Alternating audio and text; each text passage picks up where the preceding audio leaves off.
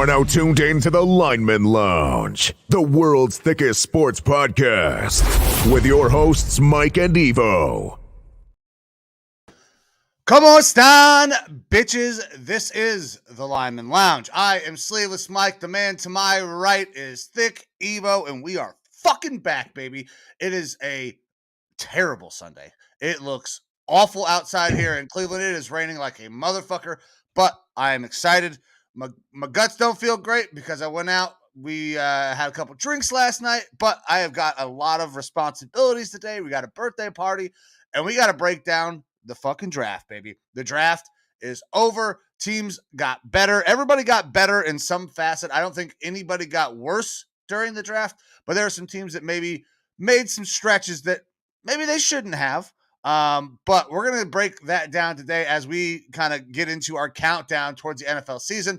130 days until NFL season kicks off. So we've got a little while. We'll break this down. And then, man, I'm kind of excited with what the Browns did. There's some picks that I do not love. One in particular that I did not like at all, but there are some picks that I think are fantastic. But we're going to get into all of that. Before we get into the show, though, Evo, brother, how is the weekend going? I know I am I'm hurting a little bit. I'm about to get a little hair of the dog, crack a beer, and well, that ain't a beer, buddy. That's a Simply Lemonade. let me get a seltzer. That's a Simply Lemonade. It's I'll crack a beer for you. though. I'm going to do a Tombstone Brewing Company Dry Irish Stout because we have the new Tombstone Brewery. Oh, nice. That I've been partaking in. I got a growler to try to fill up there. I had a beer on a soft opening that was a little over, I believe, 15% alcohol, and it tasted almost like a brandy, and it was fantastic, aged in a rum barrel. And I went to go fill up, and they're like, well, one, we don't do growlers when it's that high ABV, and two, that barrel was specifically for the opening. It was made in 2022, and it will never be made again. And my heart broke. Oh, that's tough. That is a tough thing. A dry Irish stout. But contrary to you, it is a beautiful day. A beautiful Sunday. Good for Arizona. Good for Arizona. High of 90s, partly cloudy, light breeze, fire weather, but it's nice out here. It's going to be a gorgeous day. So just kind of getting kicked into the weekend. Going to be hanging with the lady a little bit more. She's got the day off. So after we're done here, we're going to find something to do and terrorize the town a little bit. Hell yeah. But other than that, I'm happy to be here. I spent my weekend yesterday just doing a little bit of chores while paying attention to the draft, the final day of the draft, which is when most people just don't kind of tune in if you're more of a passive fan, because it's I love day 3, man. People that you don't know. For me, I went into day 3. I don't know if you saw the post, but I had over 40 names. Okay. I thought you had for sure over 20, but yeah, I had over 40 names of guys that I had done. And there was more than that, but those were guys that I had done some level of scouting work on that I liked in one facet or another, for maybe not necessarily for my team, but in general. I had over 40 guys. And there was a bunch of other guys. Like, I pretty much knew a lot of the names that went yesterday. There's a lot of names I didn't know, because this is where teams just go and get those random people that you never hear of. But that's why it's exciting to me to watch day 3, because I feel like I'm way more involved than the average person, and it makes it a lot more interesting to me. And that's why we're able to sit here today. We're going to be able to break down the entirety of the draft for you, who we thought did really well for themselves, who we thought might have fucked up a little bit, how our teams did. We're even into some of the UDFA territories, those undrafted guys. They're already getting signed to teams. My Vikings made several signings of guys that I was talking to you about in a text yesterday. I was like, I hope we go after these guys in the draft. And we were still able to get them outside of the draft. So I'm super happy with that. But with that, I'm ready to get kicked off into things. All right, man. So before we start diving into the draft, we do have a little announcement. So you guys are tracking.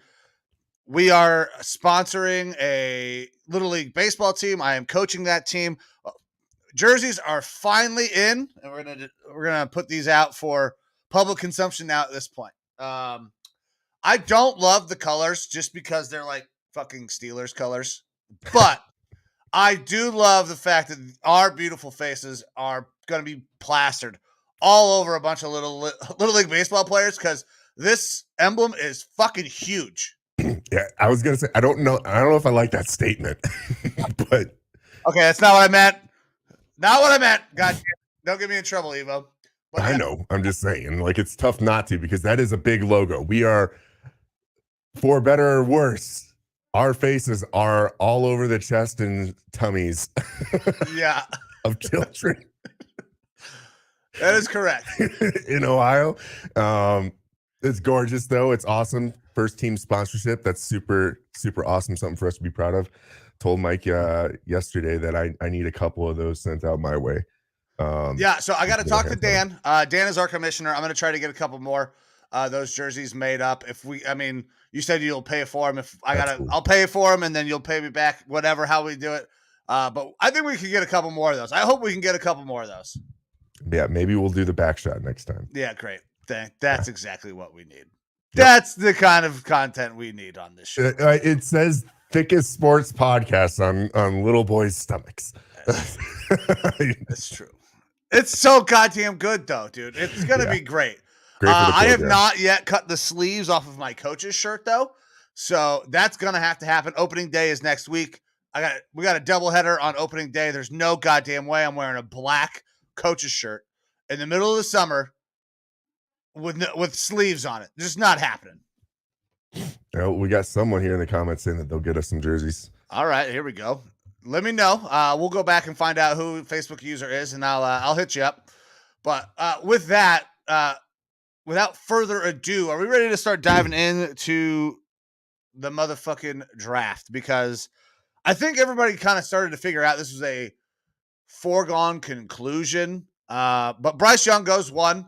Are you ready to start breaking this down and why teams did some of the things that they did? We're not going to cover all picks in the first round. Some of these guys have already been talked about to death, but there were some very interesting moves and guys that slid all the way out of the first round that I kind of thought might be coming.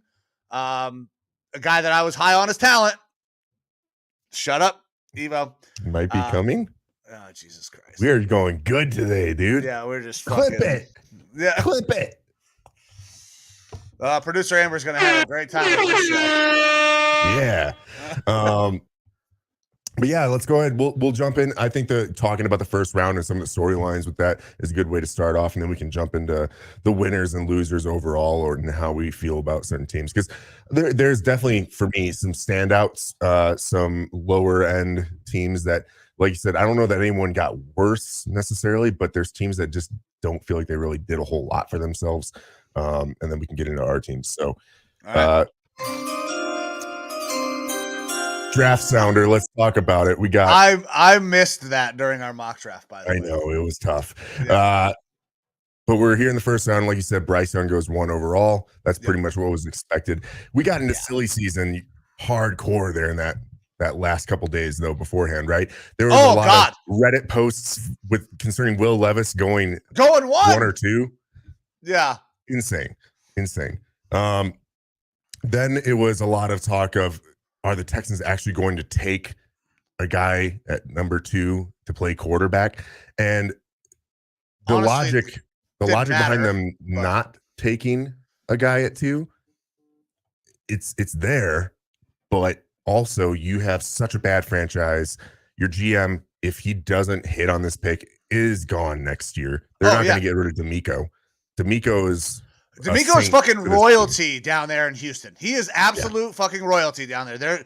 D'Amico is going to get every benefit of every doubt. Was it Caserio? Is that who it is down there? Yeah, Caserio has to hit. So there was no way they couldn't go quarterback. They had to. They don't have a one. I love Davis Mills as a career backup. He is an 8 to 10 year guy in the league as a backup. Or more. But that's all he is.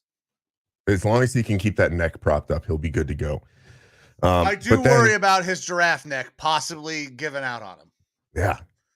But there was a lot of talk of the Texans possibly going after Will Anderson, because Will Anderson, consensus kind of best defensive player in this draft, if you don't count Jalen Carter because of his off the field situations. it turns out the Texans did like Will Anderson a lot because they went ahead and moved up from 12 that first trade in draft to number 3 to pick back to back CJ Stroud and Will Anderson, which is a great get for them. Now God, the I question loved is, what they did there. who the fuck do the Texans think they are though?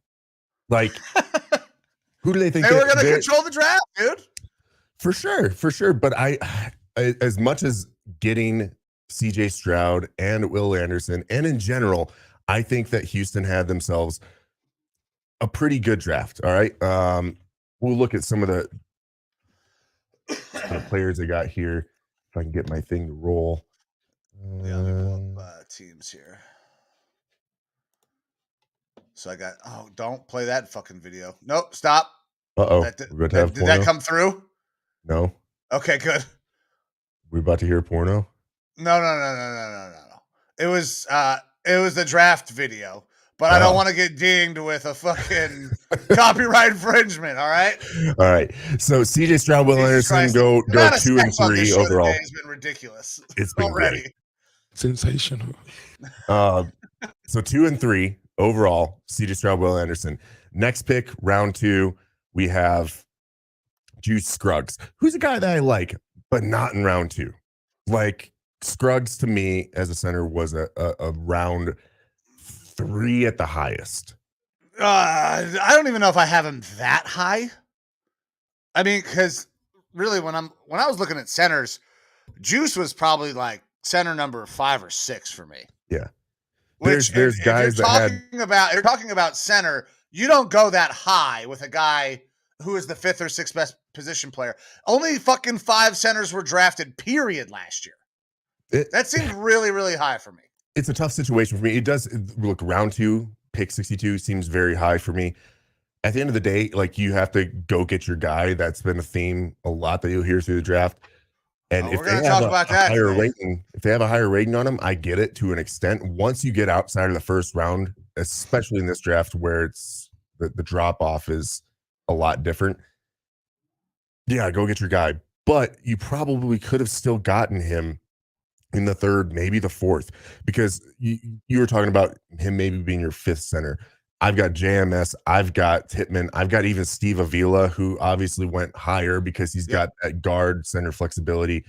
I've got a lot of these guys higher than Scruggs, but I like Scruggs. Like a Whippler who goes in the 6th round to my Browns.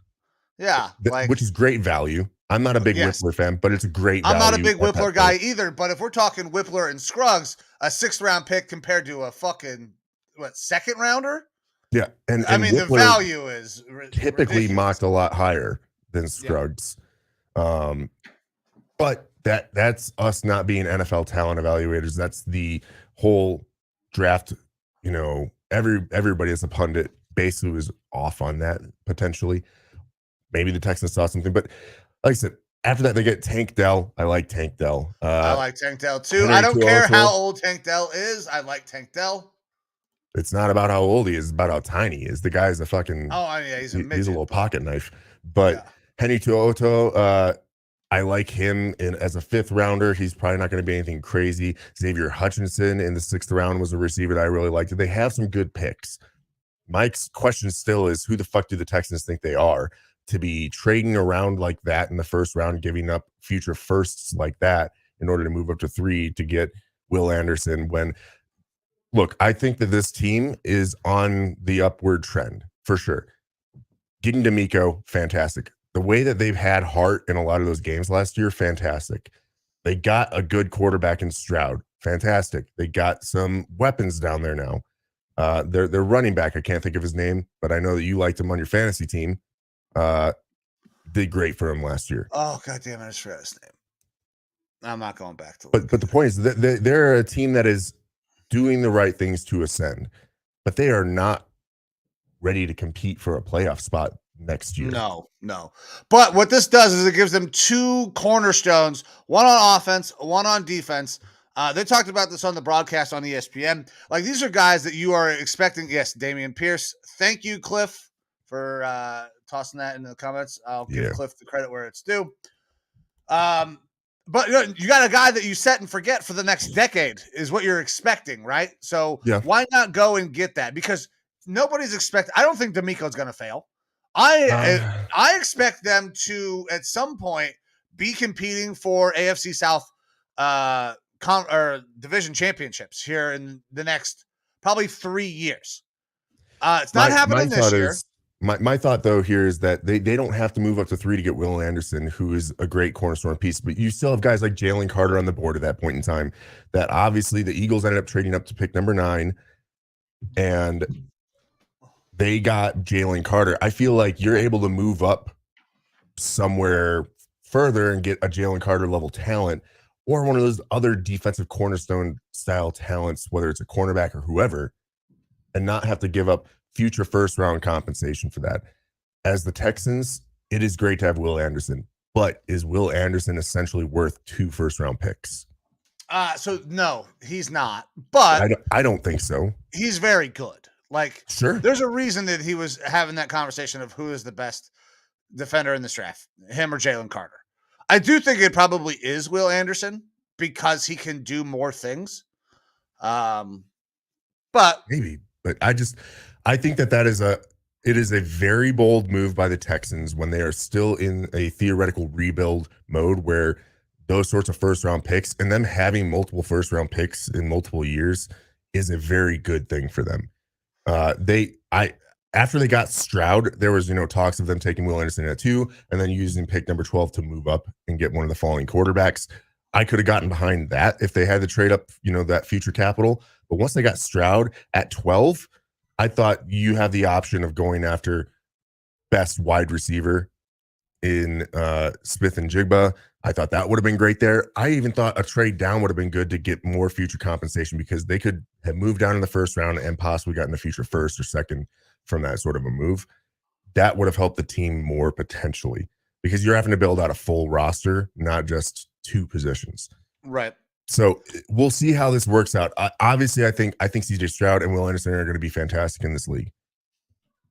Overall, for the team, I don't know if it would be the right move at this point. Yeah. So listen, I love Stroud. I thought that he was going to be QB1, or I thought he should have been QB1. He doesn't. He goes second quarterback. Will Anderson, I think, is going to be great edge. He's a linebacker, so he can play off ball. He's also he can play as an edge rusher. He can do a lot of different things. I like that move. I wish they would have got another receiver because I think that that situation is going to be tough on CJ. Tank Dell's going to be great working out of the slot, and when they manufacture some separation for him and give him off ball so he's not running in the press man coverage. But they could have used another receiver. There's some things that they did miss on that they did not get done that I think that they would have rather have gotten done. Like, you get rid of that Juice Scruggs pick there and you take a receiver who's available at that time. And this looks like a slam dunk for them. So I don't love that, but I don't want to get too wrapped up on the Texans. I get it. I will Who the say fuck this do they about think they are? They went out and they said, these are the fucking guys we want. We're going to go get them. I respect that because most GMs are not going to have the nutsack to do that. Yeah, it's tough for me to get my head around just with where the team is at, but it could work out for them really well. And real quick, their receiver situation, it's not absolutely terrible. You're betting on a couple things hopefully working out. So they have John Mechie III, who didn't play last year. I believe it was cancer, correct, that he had Correct. couldn't play. Leukemia? Yeah. So he's expected to be back playing this year. That's going to be awesome for them. He was, I believe, first round pick for him. Did he? I don't know. Maybe he did stay in the first round. I'm not sure. Either way, they're hoping to get a lot out of him. They brought in Robert Woods, who not great last year, but I think that was more of the team that he was on. Now he's going to be in a better situation to succeed. And he was still great with the Rams the year before that, up until he got hurt. Yeah. And now you've got Xavier Hutchinson, Tank Dell. They still have Nico Collins, who is a good number 3 style receiver there. Yeah. But yeah, Xavier Hutchinson and Tank Dell. Between those two guys, Tank Dell is a little bit of an interesting. He's Percy Harvin type, where you can do a lot of different things, gadgety. And Xavier Hutchinson is that bigger outside type of receiver. And they still have other guys that are a little bit further down the depth chart, like Amari Rogers and stuff like that, who is a good 3-4. type of. And there are UDFAs out there that could stick on a team, especially at the wide receiver spot, man. Like that is one position like where if you get signed as a UDFA, you got a decent chance. That running back and corner, just because there are so many wide receivers and corners, and then running back because nobody fucking drafts running backs. But so that takes care of picks 2 and 3, Stroud and Anderson. Yeah. Which were, I mean, I love those 2 picks. I think they make a shitload of sense.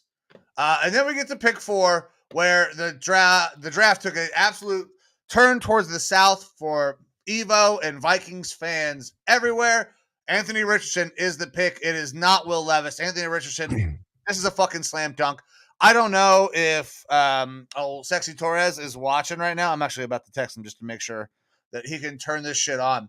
I fucking love this for the Colts. Yeah. I think it's brilliant.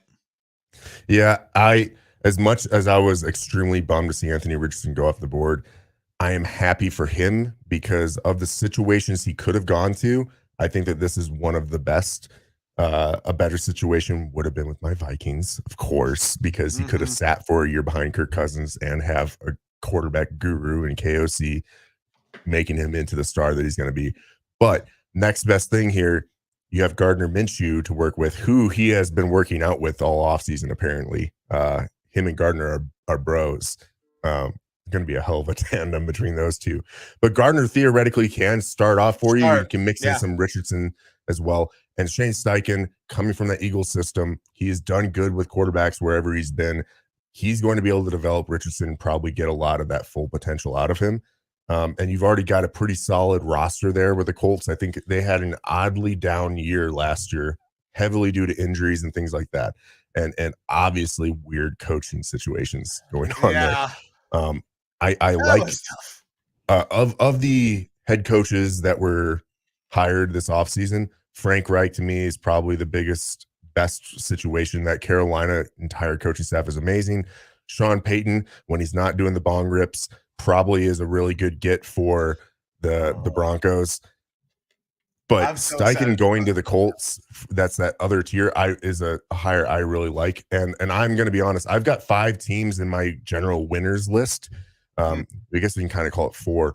And the Colts are absolutely one of them. I loved their draft. I think that they got way better to the point that I think that they can be competitive this year for at least a wild card spot. So I love the first pick. I mean, this Anthony Richardson is my QB2. They get a guy in Josh Downs. I'm not super high on Josh Downs, but they need an additional receiver there, especially one who can work out of the slot, give Pittman somebody else that the fucking team has to look at besides him, because that was really it. That was their only playmaker, pass catcher. So I love the Josh Downs get. I don't love the player Josh Downs, but it's a great fit. In the 3rd round, there's talk sometimes that Josh Downs could go as high late first. Now, Josh Downs is a receiver that I do like for a certain role. I think he's 5'9", but he plays bigger to me. And I felt like while he's probably going to be relegated to that slot role in the NFL, I feel like he would be good for an outside role as well. He played some of that in college. But he doesn't need to in that offense. You've already got some big bookend style receivers. Julius Brents in the 2nd. He is a cornerback that I liked in rounds 2 through 3, so that's a good get for them. Blake Freeland out of BYU is an okay tackle prospect. But then in round 4, they also get one of the guys that I really, really liked after that combine. The fucking guy that I wanted when we took our D tackle. Yeah, Adetomiwa Adebawore. He's an edge guy, but with his size, he could possibly play 3-4 end or as an edge guy on a 4-3 or 3-4. Love them getting Adebawore. Darius Rush, who again, out of the 2 Gamecocks cornerbacks, I liked better. So that's a great get in the 5th round at pick 138. Moving down in their draft, they got my guy Evan Hull from Maple Grove, Minnesota, from my high school, the running back from Northwestern, who I think is going to be a fantastic complementary back to Jonathan Taylor. I was talking to one of the other Colts fans around here, Jay Huzzy, yesterday, saying, you guys are having a great draft. You're getting guys all over the place that I think could be immediate contributors, even late into round 5 here. like I said, Evan Hull, I think he can mix into that backfield. Huzzy wasn't so sure because like, what's our plan with Jonathan Taylor? He's supposed to be our lead back. Why are we getting other guys he that is. are good? But And I was like, you look at what they did in Philly. Miles Sanders was technically their lead back, but he was mixed in with everybody else that was in there.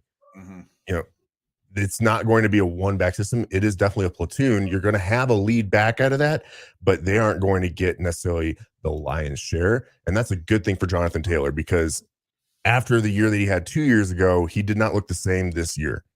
And that's a lot of wear and tear being put on him. Let's extend his playing career. Let's get the most out of him. Let's put in guys like an Evan Hull, who is an underrated rusher, but an outstanding receiving back. It's a great pick for me there in round 5. So yeah, I really liked this Colts draft. I thought that they got like 5, 6 possible contributors day one. They might not be starting, but contributors day one, which is outstanding. I mean, when you have, they had 11 fucking picks, I think it was. A lot of picks. You should be hitting on some of those. So I know I said 6-ish contributors. If you're hitting at like a 30% rate in your draft, you're doing pretty good. Yeah, man, they did a great job. I love what the Colts did. They got so many guys. Obviously, when you get that many fucking picks, I'm going to count them 1, 2, 3, 4, 5, 6, 7, 8, 9, 10, 11, 12 fucking guys. They had 12 picks.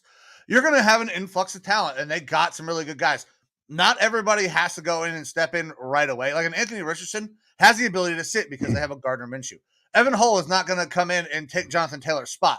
You don't draft a guy like that in the 5th round to come in and replace Jonathan Taylor. That is a compliment to Jonathan Taylor to add depth, because this team struggled running the ball last year.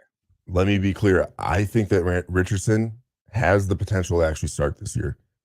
I think he probably will start at some point, but I believe Gardner will be first in the shoot. And Anthony is not ready right now to step in and be the dude. He still has mechanical issues. Once he works those mechanical issues out, the sky's the fucking limit for that kid. Well, that's the thing, is how quick is it going to take, or how long is it going to take for him to work those issues out? If Steichen's able to start getting into his head, if the quarterback coaches start able to get into his head and start working through those things with him, if they send him, say, hey, we're going to go put you through some quarterback training here in the offseason while you're away from the facility, and these are our guys that we want you to work with, Jim Kelly talked about this, that he thinks that those mechanical issues can be fixed in an off season, and we are in his off season right now. That's true. So it's potential that he could do that. I think if he starts this year, there are going to be a lot of lumps, but that's okay, because again, I've been telling everyone this. Anthony Richardson's floor to me is a better running quarterback than Justin Fields is right now. That's his floor to me. And so if you have that on the field already and you're able to get 50% of what he could do as a passer, you can probably be competitive, because defenses are going to have to play him very different. The same way that defenses had to play Lamar different. Defenses had to play Vic different back in the day. So, and I don't want it just to sound like, oh, he is just a running quarterback, because I think he's going to be the best quarterback at the end of the day when this draft is all said and done. I think that he has the ability to become a really good passer as well. So if I'm Anthony Richardson, I'm getting on the phone right now and I'm making a call to Josh Allen. I'm going to go ask Josh Allen who the fuck you worked with to improve your accuracy from the inaccurate guy. No, he actually went to a guy in the offseason. I just don't know who the fuck his name was. I'm going to go find that out, because Josh Allen was a wildly inaccurate quarterback who couldn't make the simple throws his first year in the NFL, struggled with some accuracy issues in college, playing at a lower competition at Wyoming. But now Josh Allen is one of the best quarterbacks in the league. So I'm getting on the phone. Somebody's going to put me in contact with Josh Allen, and I'm going to figure out who the fuck he was working with, because that's the guy I want to go talk to. Yeah, especially now that he has essentially first round pick money, which is for quarterbacks pretty good. They pay you based on the pick that you were taking in the position that you're drafted at. So he's going to get paid in the millions already. So that's awesome for him. I think he's did you hear his younger brother talk? I did not. So I did not. So I saw the clip, but I did not click on it. But apparently, this kid has just got the craziest voice for. He's like what, 13? He sounds like he has the exact same voice as Anthony Richardson, maybe a bit deeper, and he's got a neck tattoo, and he's 13. Yeah, he looks like a mini Anthony Richardson and talks like a 30-year-old dude. It's crazy. Okay, so I am gonna have to go back and find that clip and actually they check got it some out. genes in that family. Yeah. But all right, rest of the first round here. We got Seattle taking Devin Witherspoon. Really good pickup for them there. It's just the rich get richer in that cornerback room after them hitting on two guys later on in the draft last year. How'd you feel about Bijan going number 8 to the Falcons? I thought it was kind of high, and I didn't understand the pick by the Falcons. I really didn't. Like, they were able to scheme 3 running backs, 2 of which nobody had ever heard of before last year. Algier, and then there was another kid that came in for like 1 or 2 games and did fine while Cordero was out. Like, they didn't need to go get Bijan. It did not make sense, but it's great because Bijan is a supreme talent. He's one of the most talented guys in this draft. He's a top 5 talent in this draft. You get him at 8, great. The value's not there for me at running back at pick 8, and I don't get it because the scheme was so good last year that you have guys that you can plug in there that you don't necessarily need a Bijan. But he is a supremely talented guy. Yeah, that I have no problem with them taking Bijan. It was in the past, or in the 48 hours or so leading up to the draft, it was a strong narrative that Arthur Blank really wanted Bijan Robinson, and that they were hoping to possibly soften the blow of taking a running back by trading out of pick number 8 back a couple picks, doing something like what, or offering something up like what the Eagles ended up doing, going up to pick number 9. They were hoping that they could trade back to like 10 with the Eagles, let the Eagles take Jalen Carter or whoever, and them still get their guy. But I think that there was some worry that the Eagles did have interest in Bijan Robinson. Yeah, either way, that would have felt better. I think that was real. I think that interest was real from the Eagles. Now the Eagles go out, they get a pick, they get a running back. We'll talk about that once we get to the Lions pick. But I think it's going to be good. I think Bijan's going to be a fucking stud, man. There is nothing that I have seen from that kid that makes me think, oh yeah, he's going to be really good in college and not be great in the pros.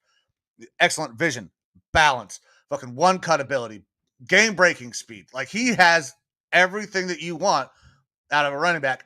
And he's going to a system where we just saw a couple of dudes who nobody fucking knows, and Cordero Patterson put up a shitload of yards in that offense. He's going to be great down there. Arthur Smith likes to have a heavy run attack. It's going to be great for Bijan. And again, we talked about this in our prospect breakdown, but to me, Bijan is the best running back prospect that we've seen since an Adrian Peterson and Saquon Barkley. And I don't like making the comparisons to Hall of Fame style running backs, but the guy has the stop, start, dip, get low down to the ground shiftiness that I have not seen since Barry Sanders. Like, that sort of running style reminds me so much of Barry Sanders. He doesn't maybe look as explosive out of those dips and cuts, but it's pretty damn close. And so if you have the opportunity at pick number 8 in the draft to potentially get the next Barry Sanders, you're not going to pass it up. Like, it's tough. Yeah. No, you can't pass it up. And listen, having a strong running game is going to do great to hide up their quarterback play, because we're not sure on Ritter.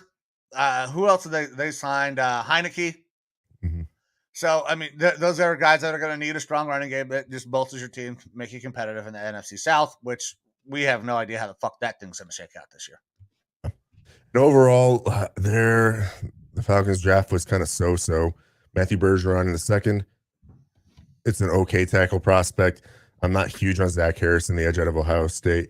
Clark Phillips in round 4 was a steal to me. I mean, he was talked about as being a potential first or second round quarterback early on. The combine kind of dropped him a little bit, but still, the value there is great in the 4th round. And then after that, I just thought it was kind of a blowout draft. They only had 6 picks. And I say only. I mean, it's one less than what they technically would have started out with. So they got a great player in Bijan. I think the rest of the draft was kind of tapioca. So, we'll see how that works out for them in the long run. I do think that they might have been able to trade down a little bit and get him, but That's if the Eagles don't want him. But the Eagles got the guy that they wanted at 9, Jalen Carter. Man, this is a great pickup for the Eagles. I love Jalen Carter. Like, I have no problem. Uh-oh, we got a call coming in. Oh shit. Yeah, the Eagles had an impressive draft. Call from. Go Colts, motherfucker. To Okay. accept, press 1. To send a voicemail, press 2. Sexy Torres Shotguns, you are on with the Lineman Lounge. What's up, brother? You're going back to fucking pick 4. Let's do this. You told me way too late that this is going on. All right.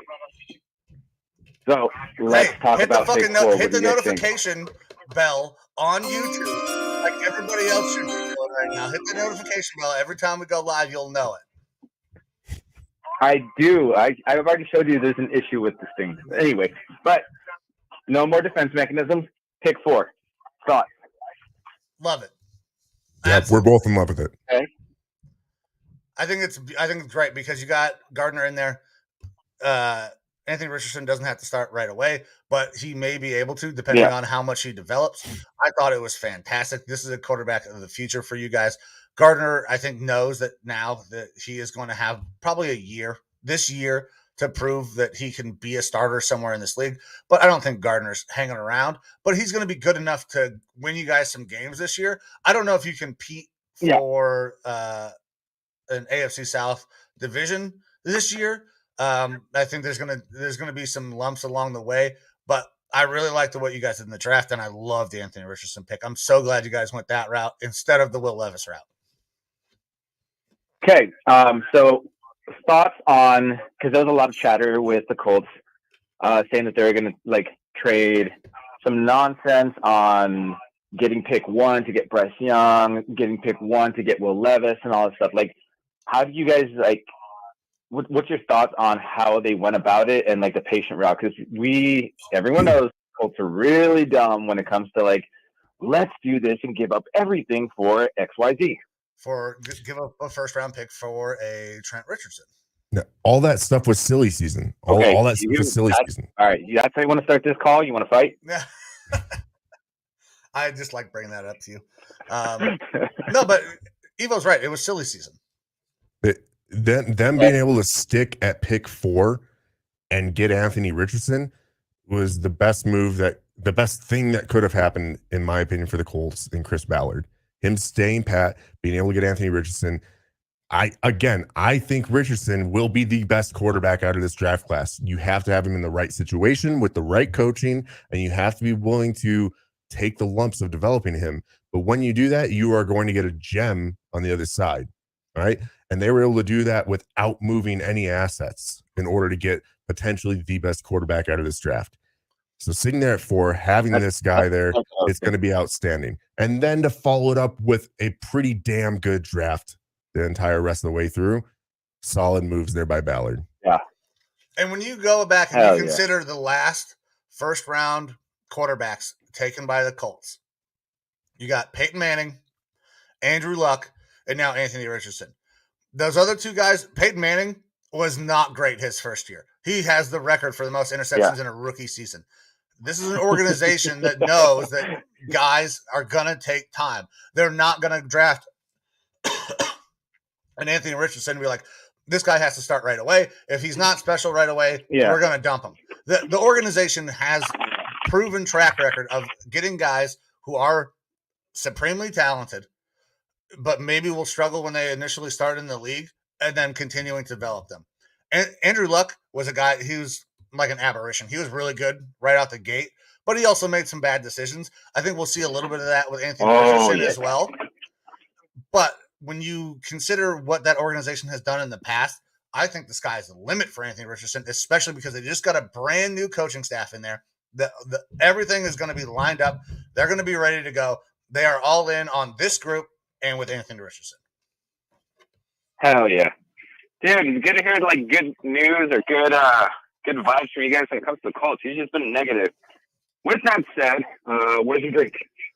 I got a drink right here. I am not fucking shotgunning this 24-ounce. I also That have sounds like I also have sports Graydon's on birthday your party today. side. I also have Graydon's birthday party today. I will chug a little bit of that with you though. Hey, Evo, what defense mechanisms were those? That you were displaying, or Mike? Also, it's a Sunday. I'm not getting into this. Yeah. What defense Yeah, you're mechanism fine. was You're that? fine on Sunday, I'm gonna go do some beer yoga, so this is gonna brush off. So I guess do as much as you can, you pansy, and You would do beer yoga. look forward to this off season. Yeah, beer yoga is a Taurus thing for sure. All right, buddy, you ready? You know that he's going in Lulu's. Yeah, let's do he's this. going to show up in Lulu's and be camel tailing in it. So 100%. I'm gonna take pictures and post them on the Lineman Lounge on my attire. There you go. go for it. All We right, have a diverse On you. audience. all right. 3, 2, go. Do it.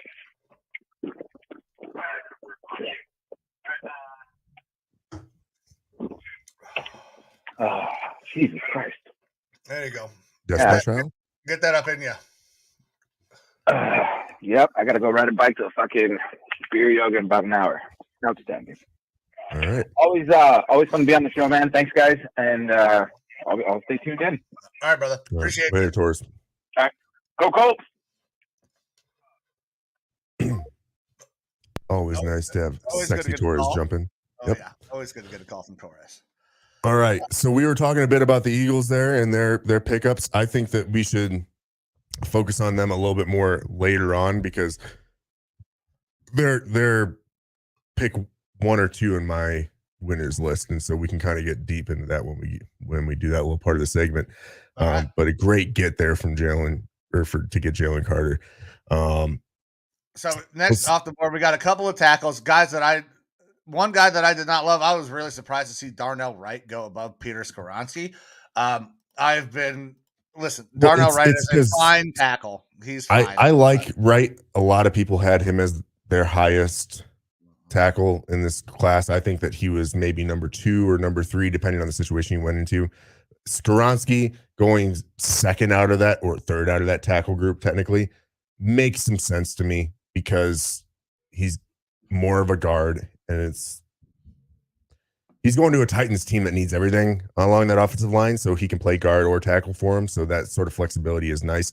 But if you're drafting to be a pure tackle, he's not the best tackle in this group. So makes a little sense to me. Not the best pure tackle for sure. But I do think that he can probably play left or right side. They just lost Taylor Lewan. It makes sense. And then, I mean, right, whatever. But the pick that I want to talk about next, man, is that Lions pick. So this was everybody. It shocked everyone. It shocked me. Mm-hmm. I did not think there was any chance that there was going to be a second running back going in the first round, let alone as high as they did. But the Lions go out and they get a guy that they want, that they like, that fits that system, that culture. I can sit here and talk all day about the culture that the Lions are building with MCDC, and this pick is perfectly in line with that. I think it is a bit of a reach to go and get Jamar Gibbs as high as they did, but it makes a lot of sense considering what that team wants to be. And then they make a subsequent move to move off of DeAndre Swift, ship him out to the Eagles. So the Eagles get a little bit better as well, assuming Swift can stay healthy. And they get their guy. There's no questions about how is this going to work with that 3-headed monster at running back. Now you just got 2. You got David Montgomery and you got Jahmyr Gibbs. That's going to be great. That's going to play very, very well up in that NFC North division. I think this is a good pick. I would have traded back to do this to gain a little bit more capital. I'd have traded back again. You didn't have to take Jahmyr Gibbs this high. That's the thing is there had been a lot of rumblings about Jahmyr Gibbs being able to go into the first round more late in the first round. A couple of the people at work were talking about how they wanted their Bengals to go out and get Jahmyr Gibbs to be a replacement for Joe Mixon. And I feel like that was probably about the good starting range for Jahmyr Gibbs, with the Chargers being the other option a little bit higher up in the draft if Bijan wasn't available at that point. I think that the Chargers would have at least considered Jahmyr Gibbs. I really like Jahmyr Gibbs. I think he's a good back. The comp that I've made is that he runs like Dalvin Cook, receives like Alvin Kamara. I like that, obviously, in the back. That sounds fantastic. But again, at pick 12, that's really rich for my blood. For them to come out and say we were going to possibly take him at pick 6, which would have been before Bijan, that's fucking insane to me. Mm-hmm.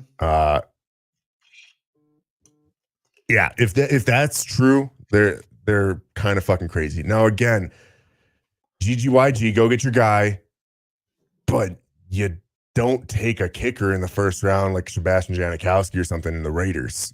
You just don't do that. It's not smart. The moves that Detroit has made, the way they develop guys, everything has seemed to be calculated and smart. And it feels like they had riches with their pick this year and that they didn't necessarily utilize them to their full capacity. I feel like Jahmyr Gibbs, and we'll just get into this now. Jahmyr Gibbs, Jack Campbell, Sam Laporta, all of those three guys are all second round players. They could have gotten later. They could have walked away from this draft with those same guys, and they heap load more picks potentially for next year so they could keep doing this. Yeah. That's what hurts me about this, because I'm going through the middle of round 3 with them, all the way through round 3 with the Detroit Lions, and I like every pick. I like every player. I don't like where they were taken for a lot of them. And that's how I feel about this guy. That's how I feel about the Lions too. I have the Lions graded very high on my draft grades because I love all of the guys that they got, and they fit perfectly with what MCDC is trying to do, but the value wasn't always there. So I have them rated very high. I think they reached a little. The only reason I'm not giving them like a fucking A+ is because they reached a little bit. Other than that, every single one of these guys is a player, at least through round 3. They will contribute, and they perfectly fit that system and that culture. If they were able to spun picks 12 and 18, moved back into the second round with both of those picks, and picked up future first round picks, it's a slam dunk A+ draft for me as well. If they had gotten Jahmyr Gibbs, Jack Campbell, Sam Laporta all in the second round, slam dunk. Now I'll even say this: Sam Laporta in the second round, still a little bit high for me. Yeah, there was a run on tight ends. Been third, maybe. There was a run on tight ends, and I thought that he went above some other guys that were possibly going to be better, like Darnell Washington. But to get him after getting guys like Jahmyr Gibbs and Jack Campbell, if they had been in the second round, it makes sense. Okay, you went and got probably a little bit of a reach there, but he fits your system, makes sense. Brian Branch in the late second round, fantastic pick. Fantastic getting that late. And then Hendon Hooker in the third, and that's your value pick where you possibly found your QB of the future if Goff isn't going to work out beyond Goff this year. Only, and I talked about this with you in the text. Goff only has like he has a little bit of guaranteed money the year after, but this is his last year of like big time guaranteed money. Following this season, if they cut him pre or post June 1, they clear like $23 million in cap and only take on a $5 million dead cap. Yeah. No matter what, like it doesn't matter when they do it. There's only a $5 million dead cap, and they clear so much cap space. So this could be Goff's last year. Maybe not. Maybe Hooker's not ready to move into it. That's the only reason why I think they would move off of Goff after this year is if Hooker comes in and impresses that much. It's an ACL tear. He's going to be able to be practicing stuff. Penis. Excuse me. Penis. Nice. He's going to be able to practice, especially at least like halfway through the year. They're going to get to see a little bit of what he is. If for some reason Detroit is out of the playoff hunt, they could put him in and see what they got towards the end of the year. Or if they have a playoff position locked in and they're able to sit guys, then they could do the same thing. I think that you could see a little bit of Hooker towards the end of the season, potentially. But unless they feel really good about him, I don't think they're going to move off of Goff. I think that he'll still be with them next year because despite the cap savings that they'll have, he's still a very cheap quarterback for them. A very cheap starter, especially if he's putting up the numbers like he did last year. So either way, that's for Hendon Hooker. other than not having the 5th-year option with him, it's a great situation for him to be able to go sit in there, get healthy, marinate, learn an NFL system, become an NFL-style quarterback. Yes, you're going to be 26, 27 when you possibly are going to start seeing the field, but it is a low-risk, high-reward type of move for Detroit. And that, again, I love it for them. And in round 3, Hendon Hooker and Broderick Martin out of Western Kentucky, the defensive tackle, those picks make absolute sense. That's when the draft board for them starts to make sense, where they were taking the guys a little bit more than it did in round 2 through 1. So again, it's tough for me because I'm not gonna give the Lions an A on their draft type thing. They're not one of my winners, even though they got great picks. It's just bad value where they got them, in my opinion. Now, if all these guys turn out to be Hall of Famers, it doesn't matter where they're picked. That sunk cost fallacy. It's just, I feel like you could have still gotten them, moved back, gotten more future capital, and called it a day from there. It would have been a slam dunk. All right, so we like the Lions. We think they overdrafted a little bit, but love what they did, especially helping continue to develop and build that culture that MCDC is getting in place. We're gonna move on to the next team. The Packers go out and they don't get anybody who can help their young quarterback who's getting ready to start for his first year. They go out, they get Lucas Van Ness. I like Lucas Van Ness. I wasn't sure that Lucas Van Ness would go this high. I thought he'd still be back half of the first round, but he is a good pick. I like Lucas Van Ness. I just don't understand, once again, why the Packers refuse to go out and get fucking weapons. I do not get it. Love is going to need all of the goddamn help he can get. Yeah, I think Lucas Van Ness is a fine player. I don't think that he is explosive, game-changing, worthy of the 13th overall pick. Yeah, he's I back think half that this of the was first round. a bit of a flop from Green Bay, where, again, you've got JSN on the board, you've got a Dalton Kincaid on the board, you've got Quentin Johnson on the board. Like, all these guys make a lot more sense to bolster your offense and put Love in the best situation possible to succeed and not be a flop, and you still don't do it, which I guess it just goes to show that the front office there just wasn't, making picks in spite of Aaron Rodgers all these years. It's just that they're incompetent. So yeah, I don't want to give a point to Aaron, but I think he's incompetent too. I think that organization just is filled with a bunch of chuckleheads, and they have tripped and fallen and gotten their lucky way into being a pretty decent team at points in time. Lucas Van Ness is a fine pick. He's going to do fine on that defense. But as a Vikings fan, I'm not scared at all that they got Lucas Van Ness. If they got JSN, I'd be worried, because you can put a pretty average to maybe barely above average quarterback back there, and a improved Romeo Dobbs, and improved Christian Watson, a improved or now having JSN or Dalton Kincaid. It's like you've got too many possible options that they can attack you at. You can't cover them all. And a halfway decent average quarterback should be able to start to pick apart a defense at that point. That's scary to me. Lucas Van Ness, not scared at all. Same way that this feels like years ago they got Rashawn Gary. I hated that pick for him.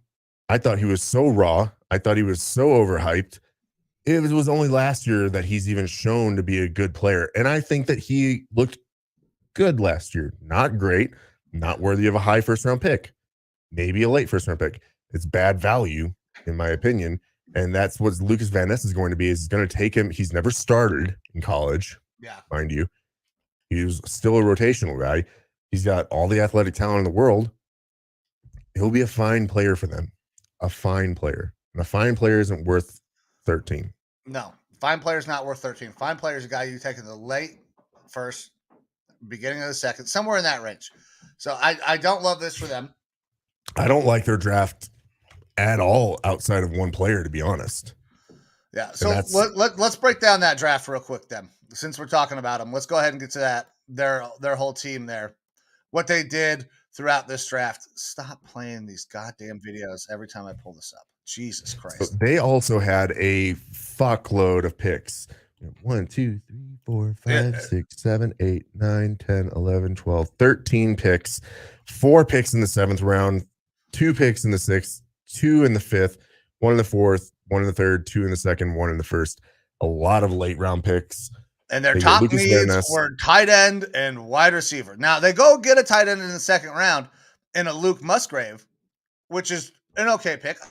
I think Luke Musgrave is a good pass catcher, Yeah, he's okay. but I think there were other guys on the board that they could have gone and got that made more sense. Yeah. They go out, they get a Jaden Reed, who's not a bad receiver. They I'm not double big up on him. on the they I'm not double big on up on Jaden Reed. tight end. Yeah, I mean he's okay. I had Jaden Reed as a 4th or 5th round guy. Like, he doesn't excite me at all. But Tucker Kraft comes in, South Dakota State, a tight end in the 3rd, so they go 2 tight ends. I liked Tucker Kraft as much as Luke Musgrave. And Yeah. so I would have had the same feeling if they had taken Tucker Kraft in round 2. Now, does that mean that they got a value in round 3 from Tucker Kraft? Yes, but going 2 tight ends just kind of seems dumb to me. Yeah. Now I thought it was interesting. They get a quarterback. They need a backup. Sean Clifford out of Penn State. We'll see. I mean, it seems like that's just we're going to bring in a guy, rookie arm. We'll see what happens. Yeah. It's always good to develop. But they tried to go heavy with wide receiver and tight end, but they did not necessarily target guys that I thought that would be a big impact on this team, because they got another receiver in round 5 with Dontavian Wicks. Thank you, Dontavian. I was going to fuck that up for sure. And then Dontavian Wicks, I had him as a 7th round, potentially undrafted.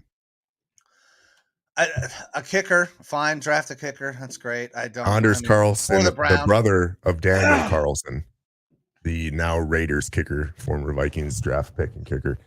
So maybe he becomes good. Yeah, but I mean, they go and they get another receiver, last pick of their draft, in Grant Dubois out of Charlotte. I don't know anything about Grant Dubois, so I cannot say anything. I did not see any Charlotte tape. I'm not going to even try to lie about that, because I don't know dick about Grant Dubois. There's one pick in this entire draft that I think is a steal and will be a very good player, and that's Carl Brooks out of Bowling Green. They got him in the 6th round, pick 179. He's a guy that I thought was 2nd round talent, would maybe fall to the 3rd round, and the guy fell all the way to the 6th round. And I was banging the table for my Vikings to go after him too, because he is a fantastic 3 tech or a 3-4 end.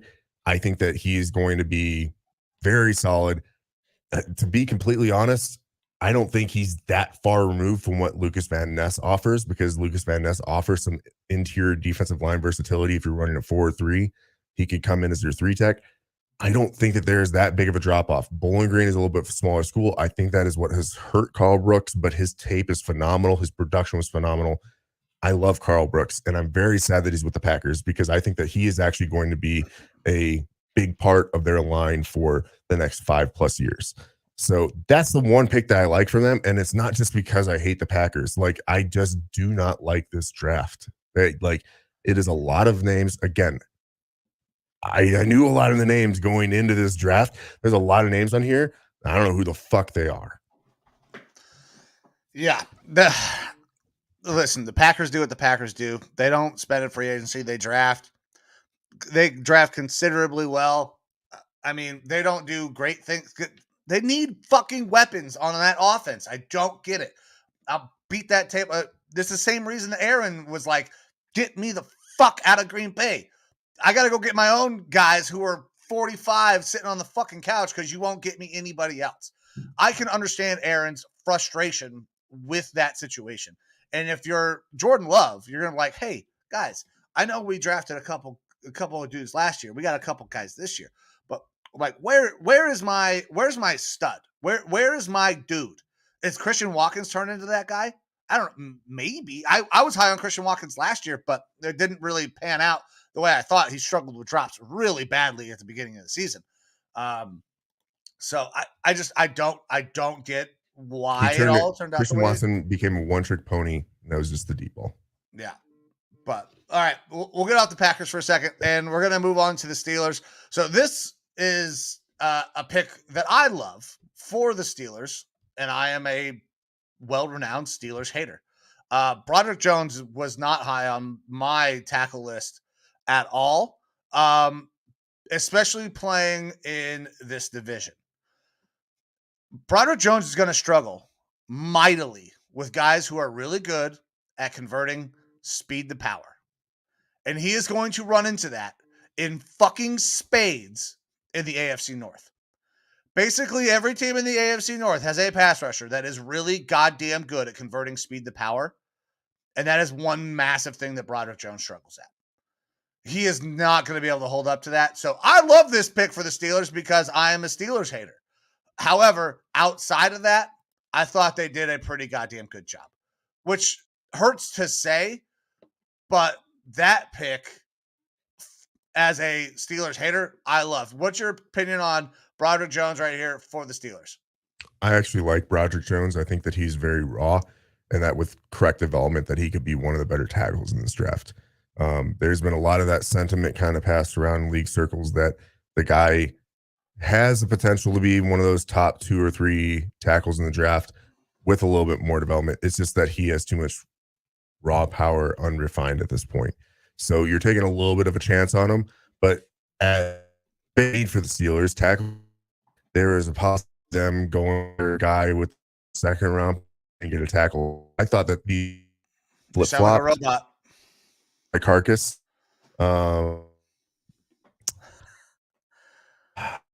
Yeah. So Evo's internet is doing dumb things again. Thanks, Cox. Yeah. But looks like you're back now. Go ahead. I'm not. No, you're not back. I can still see you shaking up. So listen, Broderick Jones is very raw, and like I said, he's going to struggle in guys that convert speed to power. But outside of that, man, I love the Joey Porter Jr. You get him top pick of the second round. Love that. Keanu Benton is a guy that I was really hoping would fall. Did not. But I love Keanu Benton out of Wisconsin.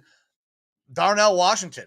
So they already have a Pat Freiermuth. Darnell Washington gives him a huge body for Kenny Pickett to just kind of throw the ball up there. Darnell Washington can go and get it. Not going to separate well, but is a massive red zone threat. So I love that for them. Evo, are you back? No. I can hear you at least this time. Your face isn't moving, but I can hear you now. You don't sound like a fucking robot. I'm probably like a robot. Nope. I don't know. Cox internet all of a sudden likes to. You're back to robot. There we go. Yeah. The beauties of doing a live show. Hey, listen, every once in a while, these things are going to happen. All right.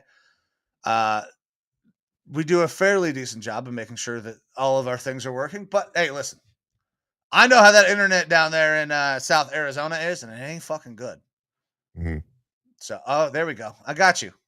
Do I sound better? You sound better, and I can actually see your face moving on the screen.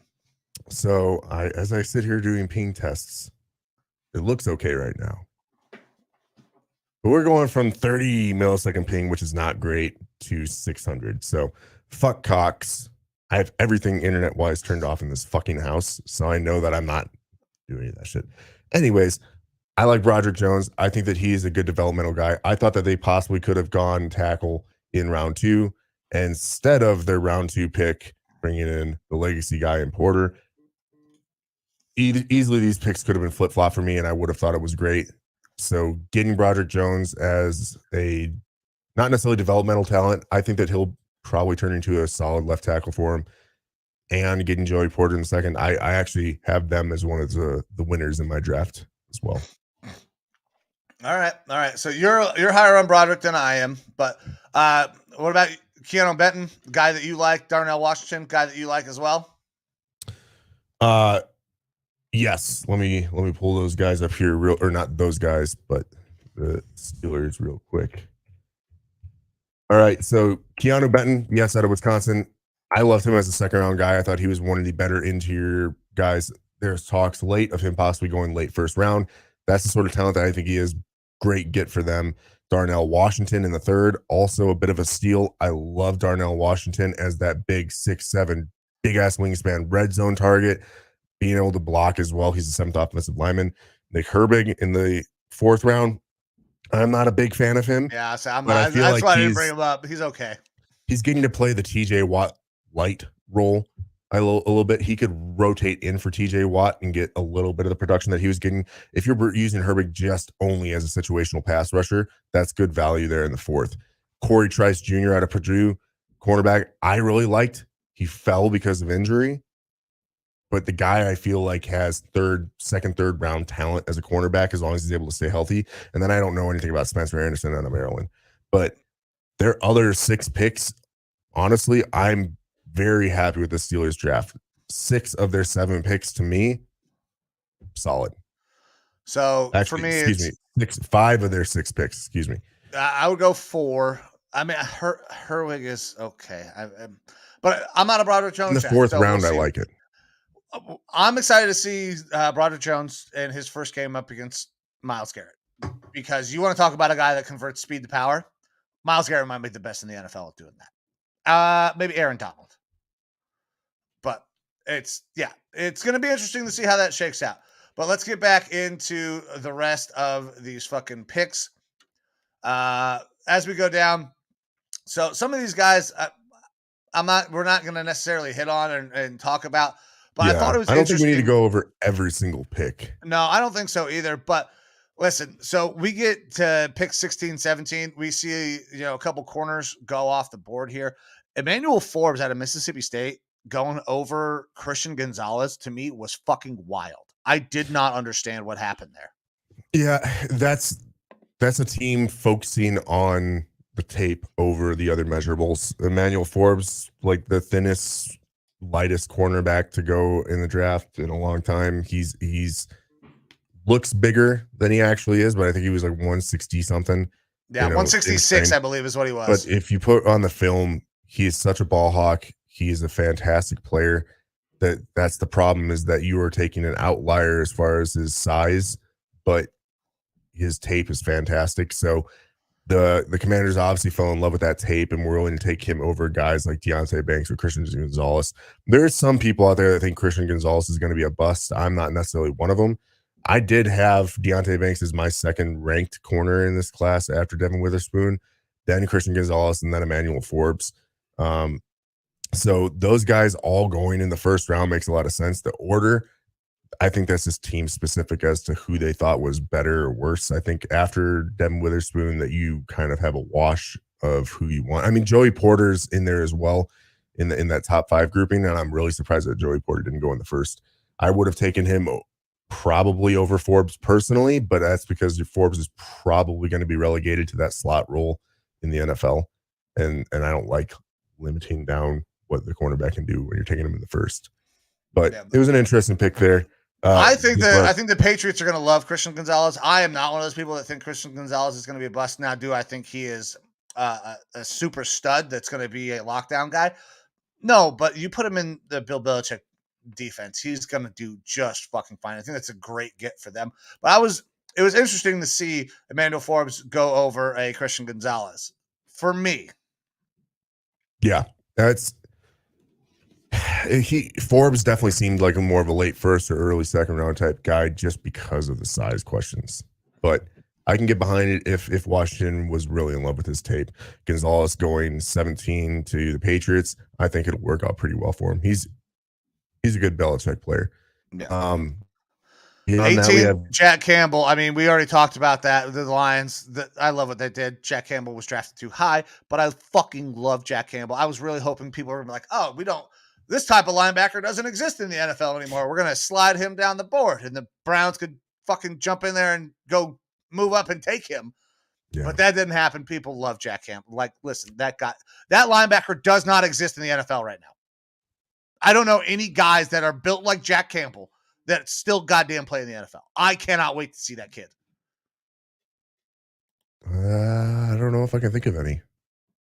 Off the top of my head. He is a late 90s, early 2000s fucking middle linebacker. Yeah. He's a prototypical guy. We've talked about this before. He's a top 5 pick in previous drafts. Yeah. Dan Campbell got a great guy there. Now, a guy, 19, Kalijah Kancey, went high. We had our mock draft. Jacob does not love Kalijah Kancey. I do like Kalijah Kancey. I thought that they would maybe go the offensive line route here, though, with Tampa, instead of going with the D line. Now, they did lose quite a bit of talent on that D line, but their offensive line was an absolute shambles. And now they have Baker Mayfield at quarterback, who is going to need protection. Yeah, I thought it was like interesting. Elijah Cansey. I thought they were going to go offensive line here as well, because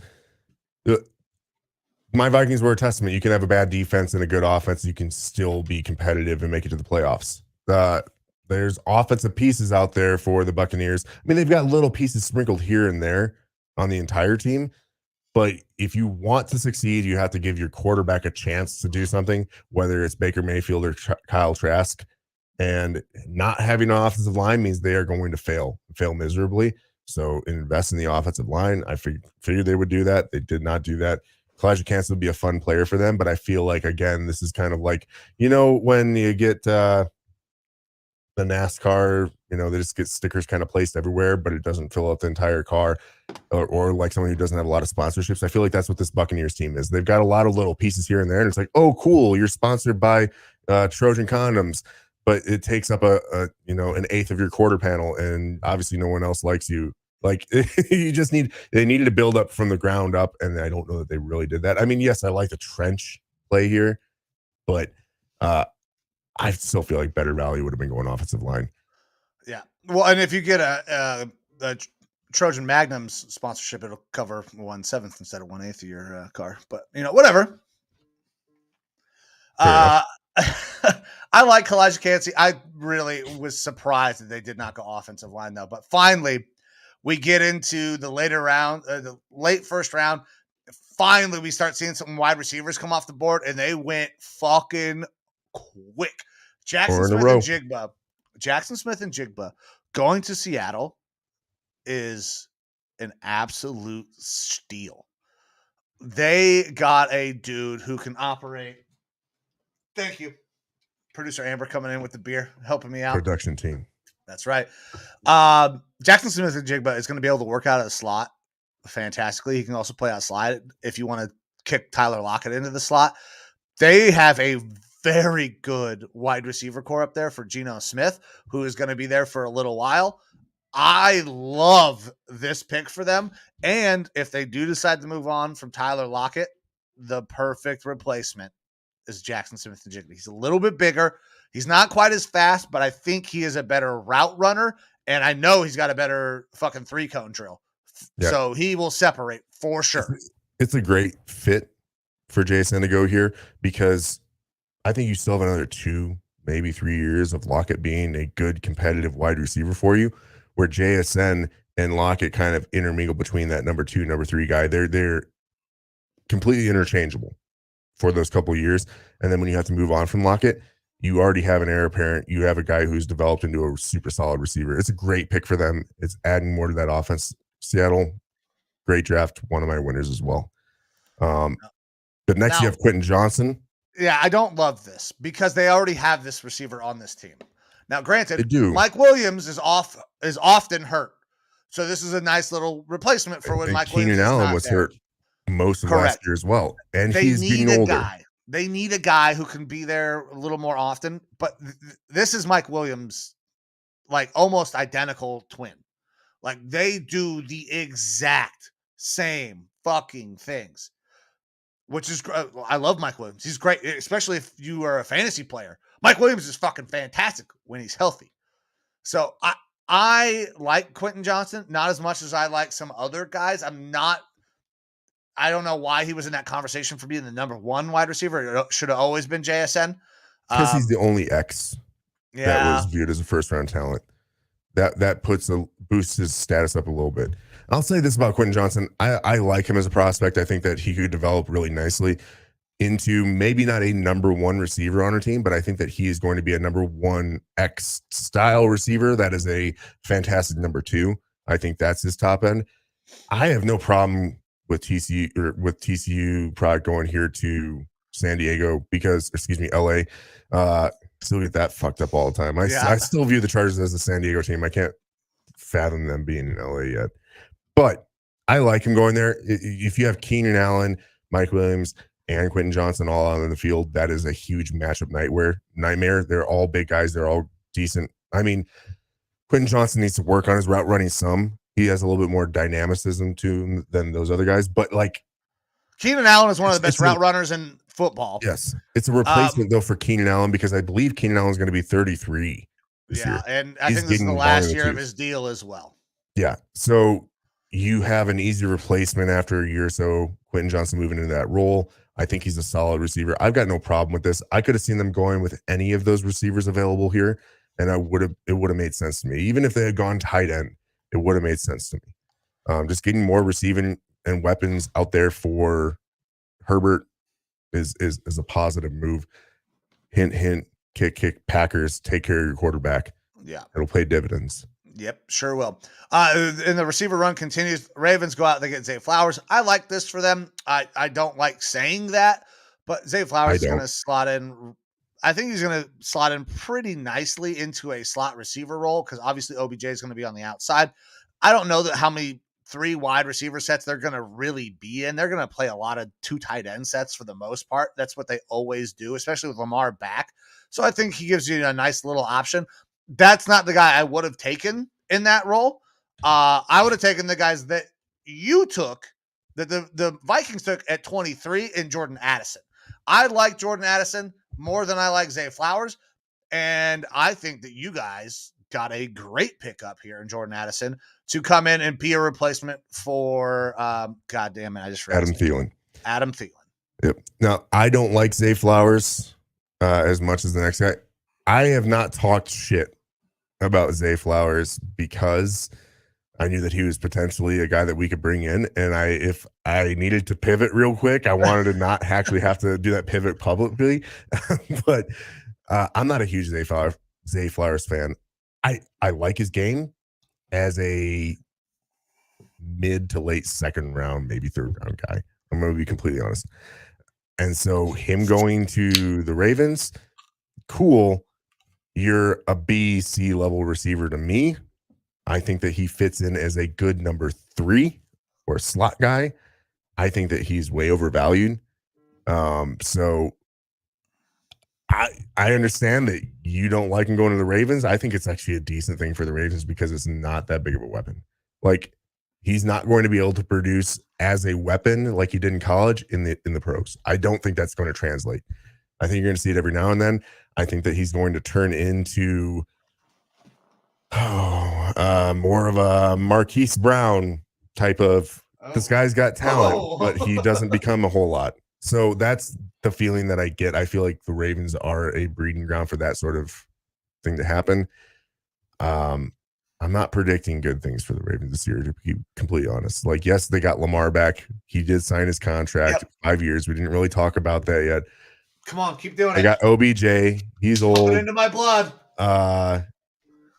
They've got Rashad Bateman, who I like, but again, he's going to just not do a whole lot on that team. They're going to be a middling offense. I don't think they improved in the players that they have from last year. Yes. Are they going to be any better on offense than they were last year? No. I just don't. I don't think that they will be. I don't think that the offensive scheme is going to be better for them, even with Lamar's there. Like when Lamar's playing, they're going to be the same team that they were last year. Is my gut feeling. Listen, new offensive coordinator though. They may try to open things up a little bit. We'll maybe get to see Lamar throw the ball a little bit more. We'll see if he actually has the juice to win in the pocket. We have never seen Lamar have to try to win from the pocket because the offense was tailored to his skill set. I don't think that's going to happen this year with the new offensive coordinator. We're going to see him air it out a little bit. So we're going to get a true test of what Lamar Jackson is this year. Yeah, for sure. But then moving on to my Vikings, we'll get into all of this a little bit more when we go through our individual drafts. I do like Addison. Would I have liked to have traded back? Yes. Would I have been okay with one of the quarterbacks like Joey Porter? I would have loved Joey Porter. But I'm not disappointed that we took Jordan Addison instead of Joey Porter. It's a need. When I sit back and I look at our offense as a whole, Justin Jefferson gets better from this because Jordan Addison takes some of the defensive backs off of him. TJ Hawkinson, already awesome. We don't have our second round pick this year because we got TJ Hawkinson. And if I knew that I was drafting the second round and getting TJ Hawkinson, absolutely 100% worth it. So I'm happy there. You've got newly bolstered running game, which we'll get into a little bit here as well. But you've got KJ Osborne as another receiver. The offensive line last year was at least at a minimum average. So solid enough. I like where the offense is trending. There's a lot of weapons out there. Yeah, we could have gone defense, but I think intrinsically the defense is just going to get better because we've got guys who were rookies last year who are going to get a little bit better. You've got a great new coach in Brian Flores. I'm very positive about this pick. Going out and getting Addison, I don't know if we would have gotten a guy who could have contributed like Addison will for this team as a number 2 receiver in the 3rd round. Jonathan Mingo and Cedric Tillman were the 2 guys that I wanted to go after to kind of fill that role. I believe that they both were gone by a 3rd round pick. One of them to your team, which congratulations. We're going to talk about that because Brown's Twitter was in a fucking rage and I did not understand it. Yep. Me either. But either way, I'm very happy with Addison, Blitnikoff Award winner. A little bit of a weird, quirky guy watching him in the press conference, but I'm cool with that. Apparently, his last visit was to the Vikings. He fell in love with the facilities and said, "This is where I want to go." The Vikings had told him, which I think everyone tells every draft pick that comes in for a visit, if you're at our pick, we're taking you. And one thing he said in his press conference was, "Yeah, every team told me that I went and visited with, but this is the only team that followed through with it." So I'm fucking happy about that. Yeah. So, nice to have him in there. Got to watch him talking to Chris Carter saying, hey, this team has a legacy of having 2 fantastic receivers out there at all times. You know, it was me and Randy Moss back in the day, and then it was Stephon Diggs and Adam Thielen, and now it's Justin Jefferson and you. And so hopefully he carries on that legacy. I'm happy to have him. Him in the building. So let's move on to a couple other picks here. So Deonte Banks, I don't want to get too much in depth on Deonte Banks. I think he's a good corner. I think he'll be great for the Giants. There were guys that have taken above him, but I think Deonte Banks is going to be just fine. A guy that I do want to talk about, though, because this felt like a weird move to me. Dalton Kincaid goes to the Bills. Now, they traded up for him. Yeah, so I know that they want additional pass catchers. Like they need guys who can go out because Josh Allen is great. Stephon Diggs is great. But beyond that, I believe that Gabe Davis was really overhyped last year. People are saying he's the best number 2 wide receiver in the NFL. It all was ballooned off of one spectacular playoff performance where he catches 4 fucking touchdowns. Like, how can you not be excited about that? But if you go back and look at what Gabe Davis has done, I just don't see him as a top tier number 2. He's a decent number 2, but I don't have him as a top tier 2. So to go out and get a pass catcher is good, but you already have a pretty good established tight end there. I don't think that we will see Kincaid line up in a tight end position almost ever, though, in the NFL. I believe this is a big slot that Dalton Kincaid can go out and eat. I just thought it was interesting that they don't go wide receiver, an outside edge weapon to give Josh Allen. They think more of a inline move type guy. He's not going to be an inline. He's going to be a move tight end in Dalton Kincaid. I think that offense might look a little different than what we've been used to seeing out of the Bills the last couple of years because we're going to see a lot of 2 tight end sets now. Yeah. They may not necessarily be in a traditional 2 tight end set, but there's going to be 2 tight ends on the field a lot of fucking time. Yeah. I'm like off and on Dalton Kincaid a lot. Moving up for him didn't feel good to me, and they said that they felt like they had to jump the Cowboys. And so if that's the case, I understand doing it. And I have the same sentiment as you of like, I would have rather them gone after a wide receiver. However, in the position that they're in, not even trading up, I don't like any of the positional value for a receiver that was available there. The next receiver taken was Jonathan Mingo early in the 2nd round. And while I really like Jonathan Mingo, taking him in the first round wide receiver. Taking him in the first at their original spot just doesn't make as much sense to me. I think that Dalton Kincaid has the potential to maybe become a Jimmy Graham type of receiving tight end, which would be great for them. Dawson Knox is already there. He's a good receiving tight end, but he's also a little bit of a blocker as well, which is nice. Now you have your move tight end or your big Y in Kincaid. And I think that does give them that extra receiving option if they're able to fit that in their offensive style, where they feed the tight end a lot more, like a Kansas City does with Kelsey and things like that. If they're able to make the tight end, other than being the tight end is just a different receiver, to being one of their top end options, like if it's between Kincaid and Diggs, that's a smart move if they're able to transition their offense that way. It just didn't feel good to me for them to move up those couple picks in order to get Kincaid. I felt like it was not as worth it. But again, if I was in their position, I don't know if I would have had a better option to pick, because in most of my mocks, I had the Bills taking Osiris Torrance, and they got him in the second round. Yeah. So that's great positional value for them. I feel weird about the Dalton Kincaid pick in general. Like, yeah, it makes sense for them, but it doesn't feel right for some reason for them to have moved up to get him. Yeah. Now, they said that they had to jump the Cowboys because they figured Cowboys were going tight end. So I understand. I guess you have to move up if that's the guy you really want. It wasn't great to me.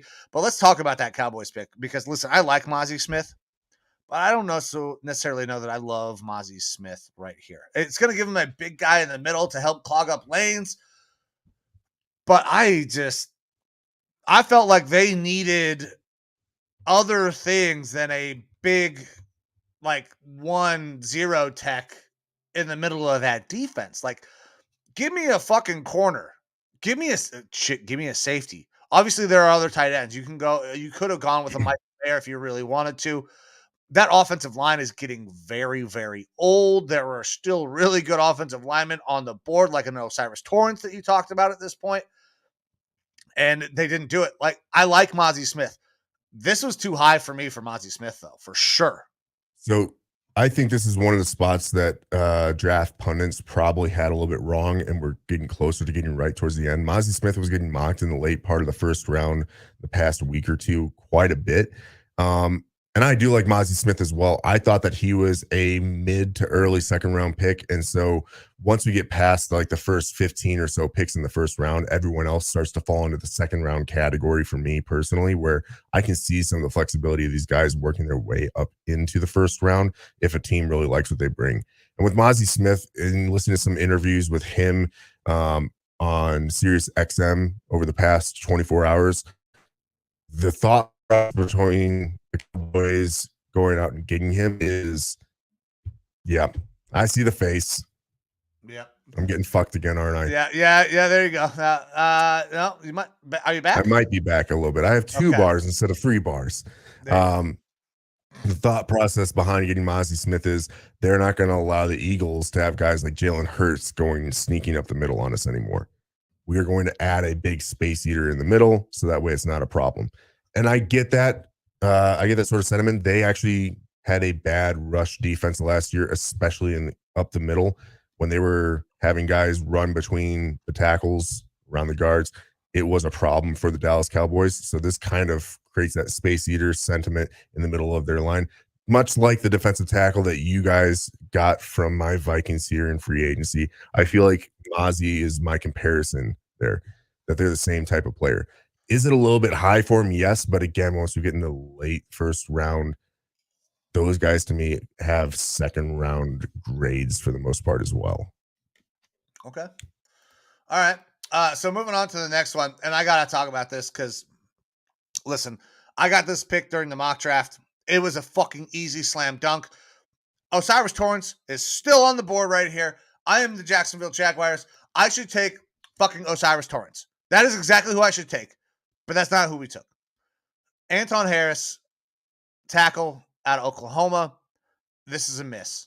This is a big fucking miss for me. There were so many better offensive linemen that were out there than an Anton Harris. I would not have done this. I understand tackles are more important than interior offensive line. Osiris Torrance is going to be an absolute fucking savage in this league. He is going to be so good.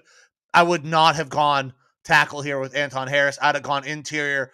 Give me an Osiris Torrance. I think this is a miss. And Harris is not a guy that I third round grade. And he's going in the fucking late first. I didn't have a third round grade on him. I thought he was I had him going as the first overall pick in the second round a lot to the Steelers. If they took Joey Porter, I felt like Anton Harrison normally fell out of the first round, but would be available early second. And I thought that was a decent spot for him. I'm not as down on him as you are, obviously. I think, though, for the Jaguars, that this was a bit of a reach. Now, their left tackle, Cam Robinson, he's got a multi-game suspension that he's facing right now for violating the PED policy. Could be like quite a while, it sounds like. They don't know yet. He also had the 6th worst pass blocking win rate for an offensive tackle last year, so it's not like he was fantastic to begin with. I feel like this was a bit of a desperation pick where they know they're not going to have a blindside tackle for Trevor Lawrence. They need to have something out there, have some flexibility. So as a run blocker, he's good. What do you do when Cam gets back? Like, I understand Cam struggled last year, yes, but are we gonna have a battle after Cam gets back? Because honestly, I don't see where this guy is a like every year starter in the league. I don't like, and I've talked about it after the top couple tackles for me it was Skoronski and Paris Johnson Jr. Past that, everybody was very similar, but we saw 5 tackles go in the first round. That was so high for me. I didn't have first round grades on anybody but the top 2. And yeah, I think for Harrison, when Cam Robinson comes back, Cam probably comes in and takes that job back just because he's a veteran. Well, then why are you taking a first round pick right here? That doesn't make sense. Because your starting right tackle is Walker Little, and he's not good as well. Yeah. So Anton Harrison, I believe, provides an immediate upgrade over him. So slide him to the right side. Yeah, and make Walker Little a swing tackle. I think it's a little bit of a desperation pick. I'm not huge on it, but I'm not going to completely knock it. I understand a little bit where they're coming from. And at the end of the day, it is investing in the trenches to try to protect your franchise quarterback. I'm not in love with the pick, but I'm not like. Take a guy that I think can be an all-pro. Like, I think Cyrus Torrance can be an all-pro. Yeah. That's where I wouldn't disagree. But, all right, so moving on. Brian Breesy, we've talked about. I don't love Brian Breesy. Yeah, I like his story. I don't like his production on the field. Yeah. Now Nolan Smith, pick 30. The goddamn Eagles are they're like, okay, who won the national title this year? All right. Was their offense better or their defense better? Oh, their offense? Okay, cool. We'll draft all of the guys from the Alabama national championship offense. Oh, Georgia won the national title this year. Was their offense better or their defense? Their defense. Okay, let's draft all of the guys on their fucking defense this year. Oh, who won the national title? Oh, Georgia won it again. Was their offense or defense better? Oh, it was their defense again. Cool. Let's take more of those fucking guys. This is brilliant. Like it's working out. I think this is a great fucking pick. He is a clone of Hassan Reddick. Yeah. I have the Eagles #1 on my winners list of the draft. It's them being able to go out. Like there's jokes to be made about them going out and getting Georgia guys because they weren't stopped after this. They went out and got more Georgia. I know. Nolan Smith is a guy that potentially is top 15 pick for me as well. Not only do they get potentially the best defensive player on the field in this draft in Jalen Carter, because he had off the field stuff and he fell a little bit, they still got him. And they got another guy who's potential top 15 in Nolan Smith, which I was surprised that he fell this far. It's a wealth of riches added to a already good defense that there is going to allow them to have some turnover there and not feel the impact of it. It's a fantastic pickup for the Eagles. I just want to know what Howie Roseman had to give up to the devil in order to get a brain, because we talked a lot of shit about Howie Roseman. Eagles, Philadelphia, when this show started, reporter Goose had the same sentiment. He hated the guy, and for some reason, it feels like, especially since that Brown trade, everything has flip flopped and things have gone great for the Eagles. They have figured it out. Oh, was it the Scarecrow that finally got a fucking brain? Is that who it was? In Alice in Wonderland or whatever the fuck it is, or I can't remember. I don't watch that shit, but yeah. Yeah, the Lion and Tin Man and all that fucking Yes. tornadoes, munchkins. I don't know, like, because when the show started, we buried Howie Roseman like Yeah. consistently, and rightfully so at that point. He was dog shit. He was making dog shit moves. Yeah, and 3 straight drafts, he has fucking crushed it. I'm Now, telling you, obviously, like obviously, we don't know what these guys are going to do. We don't know until they get on the field if these are good picks. But every look of it looks like it's brilliant. What's the movie with Bradley Cooper where he takes pills and gets fucking smart? Infinite or something like that? Or no, not fuck. Well, either way, that's what it's Howie Roseman's life story right now, it seems like, because they've got Carson Wentz, dog shit, and they're able to somehow, and that maybe is the turning point, they're able to spin him off to the fucking Colts for first round pick compensation. Like, incredible move at that point. Yeah. And that should have been the first telling sign for us that, hey, what the hell? He just made a good move. Because everything before that was dog shit. But somehow from that point on, he was taking the fucking smart pills, and he is hit on pretty much everything since then. They got Hurts. They got good defensive players in there. They obviously just made it to a Super Bowl. They've done some pretty fantastic things. This might be the most talented team in the NFL. It might be, yeah. Like, they are so good, and there is just a massive influx of youth who is going to contribute for a very long time. They're going to be around for a fucking while, man. Especially locking up Hurts for as long as they did. It's fantastic for them. Goose, I'm happy for you guys.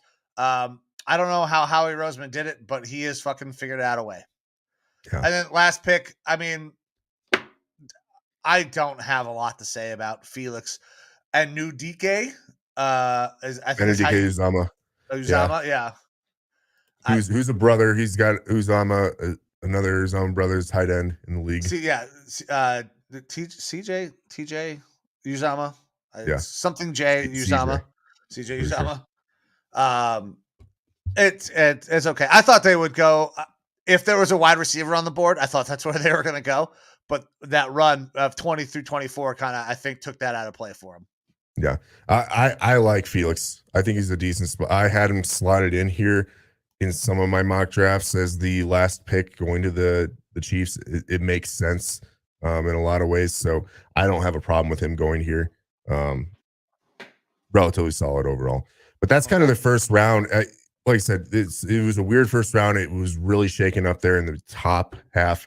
But once you get through that top 15 or so, I only really had like 15 guys that were like first round grades. And some of those guys fell out, and like Joey Porter and technically Will Levis. I assumed that Will Levis would be a first round pick, but obviously we didn't talk about him because he did not go in the first round. And then he went and took his pouty ass home before getting taken second in the second round to the Titans, which is interesting. Who moved up to go get him. Yeah. And I don't like the situation for him. Yeah. Tannehill is going to be on the move, I think. I think Tannehill will play this year, but I just don't think that this is a good developmental situation for Will Levis. Like, Will Levis has fucking ball to. He's got some talent physically. Yeah. But you need a good quarterback coach to develop him. And I don't like the situation there for him to be developed correctly. I feel like he's got bust written all over him. So I wonder if anybody said that. Yeah. Listen, I love Will Levis's talent. I love his physical talent. He's going to a situation where it's not necessarily the greatest place to be groomed, to be a professional quarterback. And this is a guy that maybe has some different things going on in his life that could potentially be a little bit of a head case. We'll see how that shakes out. Yeah. All right. So you want to get into some of our winners and losers here? Yeah, absolutely, man. Go ahead. Give me your first winner, your biggest winner. So Eagles for me. It's the Eagles. I know we've already kind of talked about them a little bit, but Eagles had themselves a fantastic draft. Jalen Carter, Nolan Smith, third round, they're able to go and get Tyler Steen, who I think is a fine developmental tackle. They are good with their offensive linemen and developing them. So Steen going in the third round of them is not bad at all. I think that he can develop into, at worst case, a bad backup or excuse me, a good backup. Sidney Brown out of Illinois, I'm okay with him as a safety. If they're high on him in the 3rd round, cool, go for it. But Keely Ringo in the 4th round, I think that Keely Ringo was overhyped. He had a bad year this last year. The year before that, he looked like he was probably going to be the number 1 cornerback off the board. So maybe there's something to that. Maybe that he just had a down year. But getting Keely Ringo in the 4th round where he doesn't have to start right away, he's playing behind a couple of really good cornerbacks who can help him become better. It's a great pick for him there. Tanner McKee, a little bit interesting for them to be taking him in the 6th round.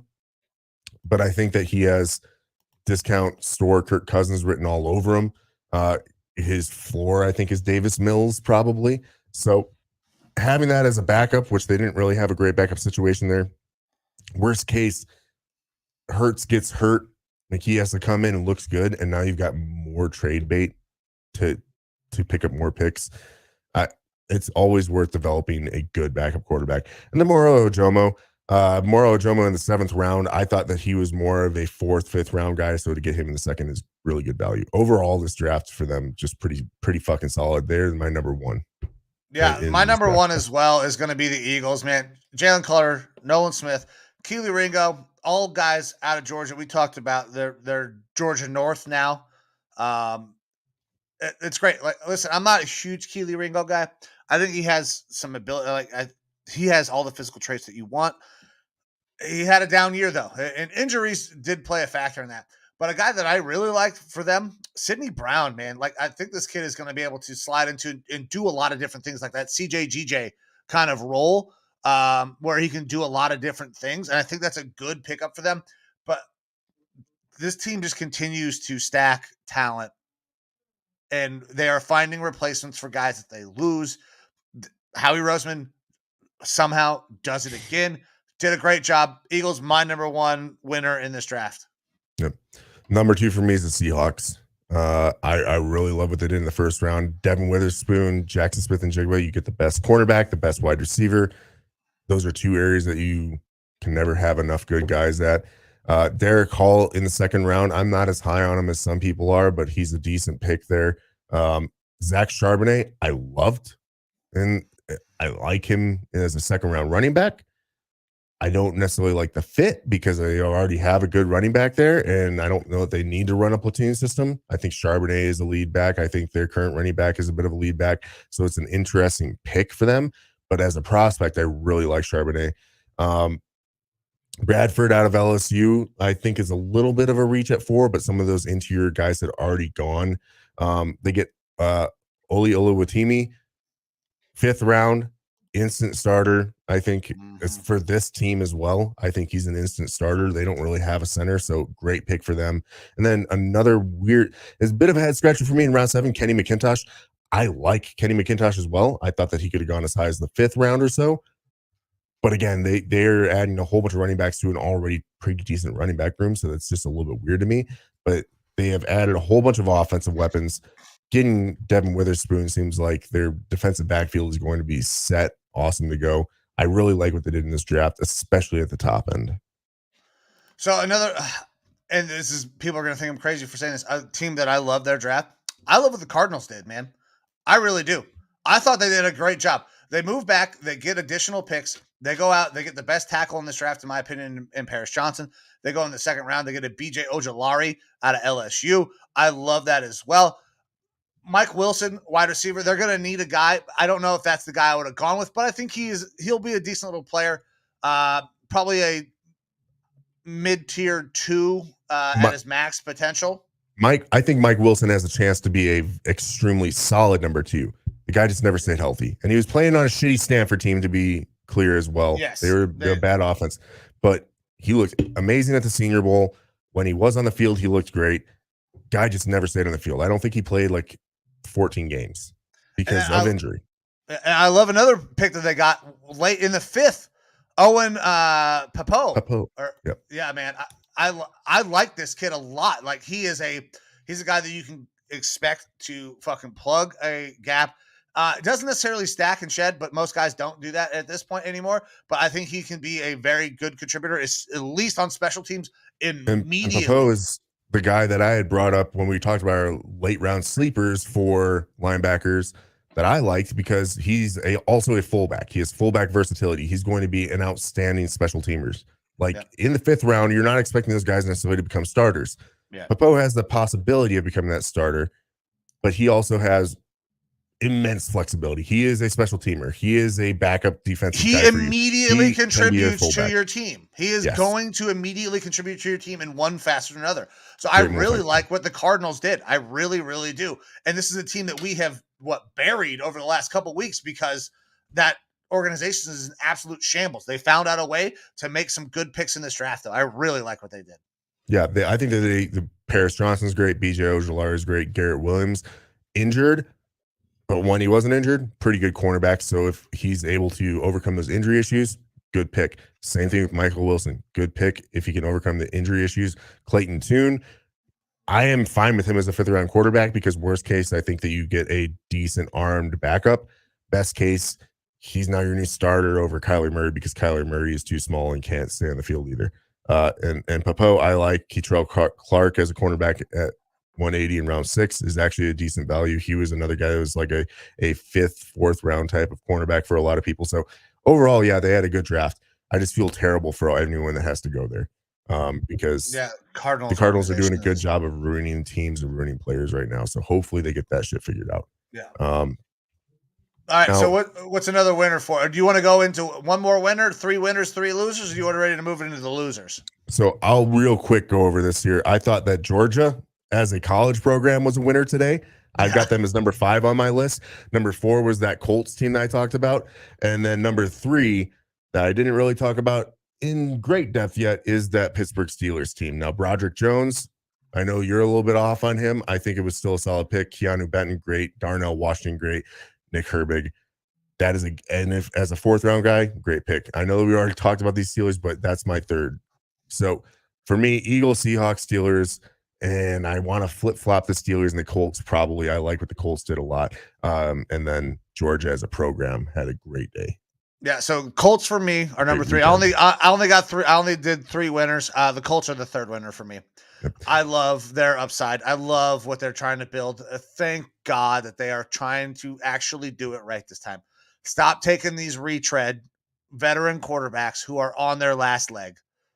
This is the time you get a reset, go out, get your guy. They got a dude that I think is going to be really special with a good coaching staff. They have some weapons. I would like to see another wide receiver out there, but there is time to allow that to happen. They could go out and get a couple of UDFAs. They might even make a trade for somebody now that the draft is over. Some guys are going to, we could see some potential cap casualties now that we got some guys in the rooms. So there are more options out there to go get one more pass catcher to really help out that situation. I love what the Colts did. Yep. All right. So losers, who do you got? So this is tough, man. Like I wanted to really, really like what the Jags did, but their 1st round pick really fucked that up for me, man. Like I just don't understand the value of what they were trying to do. I do not get it. It did not make any sense. You get 1st round pick, Anton Harrison. I don't love it. 2nd round pick, Brenton Strange, tight end out of fucking Penn State. Don't love that. Big reach. Massive reach. Tank Bigsby, I do like a little bit out of Auburn. But I do too. Still a reach. Yeah, but I don't know where they were going, what they were thinking. They had a billion fucking picks. Like, package some of these up, get some of this together, and go up, move up, and go get a guy that is an immediate contributor that you think is a day 1 starter, and they didn't do that. So I want to like what the Jags. I thought the Jags were going to be really taking a turn, but this draft did not help them nearly as much as it could have and should have. Yeah, with 13 picks, they're probably going to hit on some of these guys, but unfortunately, I don't know they're going to hit on them being stars. They might just be like mid-range contributors on some of them. I mean, Yasir Abdullah, I like in the 5th round. Ventrell Miller in the 4th round is kind of a boomer bust type of guy. He's definitely a modern NFL linebacker. But beyond that, like, again, I like Tank Bigsby, not in the third round, like No. fourth, fifth, maybe. Brenton Strange, I thought that he was late round UDFA type territory. I did not like him at all. So it isn't a great draft for me. I don't have him on my bottom three, but yeah, I wasn't a fan of this Jaguars draft. Yeah, it doesn't do it for me. I was really like waiting to see that ascend from the Jags. Trevor Lawrence is going to go out and ball out, and they didn't do what I thought they should have done to make that team as good as they could be. Yeah. All right. So who's your first loser there? Miami Dolphins. So not only did they not have a first round pick, they only had four picks in this entire draft. And I don't think that they used them as good as they could have. So they went out and got Cam Smith in round 2, that's right around his range. But again, I'm not as high on Cam Smith. I like Darius Rush a lot better. Darius Rush was able to be had in later rounds. I think that they could have done something a little bit better there in round 2 than Cam Smith. Devin Ashane out at A&M, I like him as well. Even in round 3, he's an okay pick, and he's the best pick of this draft class for them. When he's 25% of it, though, that kind of sucks because Ashane is not an every down back. He is a smaller back. He's a speedster. He is good for that rotation of backs that they have there. But that's their only good pick to me. Elijah Higgins, Ryan Hayes, don't think that they're anything special at all. I think that this was a very blah class for them. It is mostly because they didn't have picks. Yeah. Like if they had more picks, maybe they're able to have just one of those drafts that isn't necessarily in the bottom 3 where they're a loser, but because they had so few picks and didn't really get guys that I think are going to hit big, is kind of a blah draft for me. So I think that they definitely lost in this one. Yeah, so I wanted to put them in my bottom 3, but because they had so few picks, I did not necessarily go that route. My next team is another team that had just a plethora of fucking picks. They didn't have a first round pick, but they had a fuckload of picks, and it's the Rams, man. Like, listen, I like Steve Avila. Outside of Steve Avila, though, I don't understand what they were doing at all. Like, we see a Stetson Bennett go here in the 4th round. We talked about it as soon as it happened. Like, listen, I like Stetson Bennett. He's got more talent than I thought he did. However, he is old as fuck. He's had off the field issues. He's a smart guy, but in the 4th round, Stetson Bennett is a massive, massive reach. I think they had 13 picks? 1, 2, 3, 4, 5, 6, 7, 8, 9, 10, 11, 12. 14 fucking picks, and they didn't come away with anybody that I feel like was an instant starter, contributor on this team, special teams or otherwise, outside of a Steve Avila. I don't love this for the Rams at all. Granted, they didn't have a first round pick, but when you have 14 fucking picks, package something up and go get a guy. I don't understand why you take 14 draft picks. I think it's because they have such a bad roster right now that you need to find guys you can possibly hit on. They're just the more arrows in the quiver method here. I like Steve Avila. I'm actually not terribly off on their draft. Avila is good. Byron Young and Kobe Turner in round 3 are both solid guys. I think that they are at least rotational, if not guys that could develop into starters in a couple years, maybe. Stetson Bennett is round 4 high for him. Yeah. But I kind of get that feeling like Bennett is a gamer. He always maybe him seems and to Sean win. McVay will work really well together. Like that, I could see that happen. That I've heard between Stetson Bennett is Baker Mayfield, and Baker Mayfield was pretty good, Baker, right? Yeah, so I knew it was like this is a guy who's got some moxie to him. I think that he could work out decent with McVay, especially a little bit of year of tutelage with Matt Stafford. So I'm not completely off on that pick. Do I think that he was worth a 4th rounder? Maybe not, but we did start seeing a run on quarterbacks, so maybe. After that, getting into round 5, Puka Nacua. I really like Puka Nacua. Cool name, good receiver. So I'm fine with that. Round 6, Travius Hodges Tomlinson, I believe the nephew of LaDainian Tomlinson. I think that is correct. He is a slot cornerback only, but he's a guy that I saw going in 2nd or 3rd round as a slot cornerback. So getting him in the 6th, I think that he's a solid contributor pretty early on. Zach Evans out of Ole Miss is a decent 6th round running back. I liked him. Ethan Evans is a punter, kind of dumb, but whatever. When you have punter out of Wingate, baby, punter out of Wingate. But when you have this many picks, I guess it's okay to take some hits on it. So yeah, again, not the best draft, but it's not one of them that I'm like completely off. Like I can still find 4 or 5 guys out of this group that I'm like, okay, yeah, I think that they'll at least be contributors at some point. So we had you and I feel like we had a little bit different models. Like when I see these teams with these 13, 14 picks and you're not packaging them up to go get a dude, that is bothersome for me. There's almost no teams in the NFL that need 14 fucking rookies. Yeah. It's like because their roster is so depleted. So they have to take as many shots as they can to find at least average role players and hope that they hit on some of them. But I'd say, it's like I'm not completely off on it. I'm not the best, but I wouldn't rank them in my bottom 3. One of the teams I do have in the bottom 3 though is the Saints. I do not like their draft. Now they do have some guys that I do like, but I think Brzee overrated. Foskey, I like him, but he's a little bit overrated. Kendre Miller, I really like, but I don't know that they necessarily needed him. Saldiveri out of Old Dominion, I like, but I'm not sold on him being a 4th round tackle or ever becoming a starter or anything like that. I think that he maybe has upside his swing. Jake Haener, I do like Jake Haener. I'm sad that they took Jake Haener in the 4th round. There's too many comparisons to Drew Brees. Yes, he wears 9. Yes, he loved Drew Brees growing up, but it creates an interesting quarterback room for him there. I'm not super high on the Saints. Okay, so my last team, it's the Cowboys. The Cowboys didn't do what I thought they needed to do, and they overdrafted. Like Mozzie Smith, I think he's going to be a good player. I think Mozzie Smith is a front end of the 2nd round. Now, granted, you get him at 26, fine.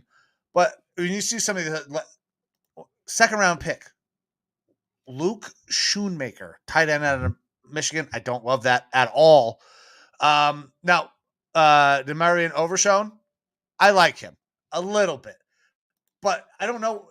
Is he more than a special teamer with that linebacker core? I don't know that he is. I think that he's a modern linebacker that he fits in well. To like the modern type of linebacker. I what is it? Al-Shahir for the 49ers? Yeah. I think that he's a clone of that. That's what I see in Demarion Overshown, which if you're getting that sort of production out of a guy in the 3rd round, that's perfect at linebacker for me.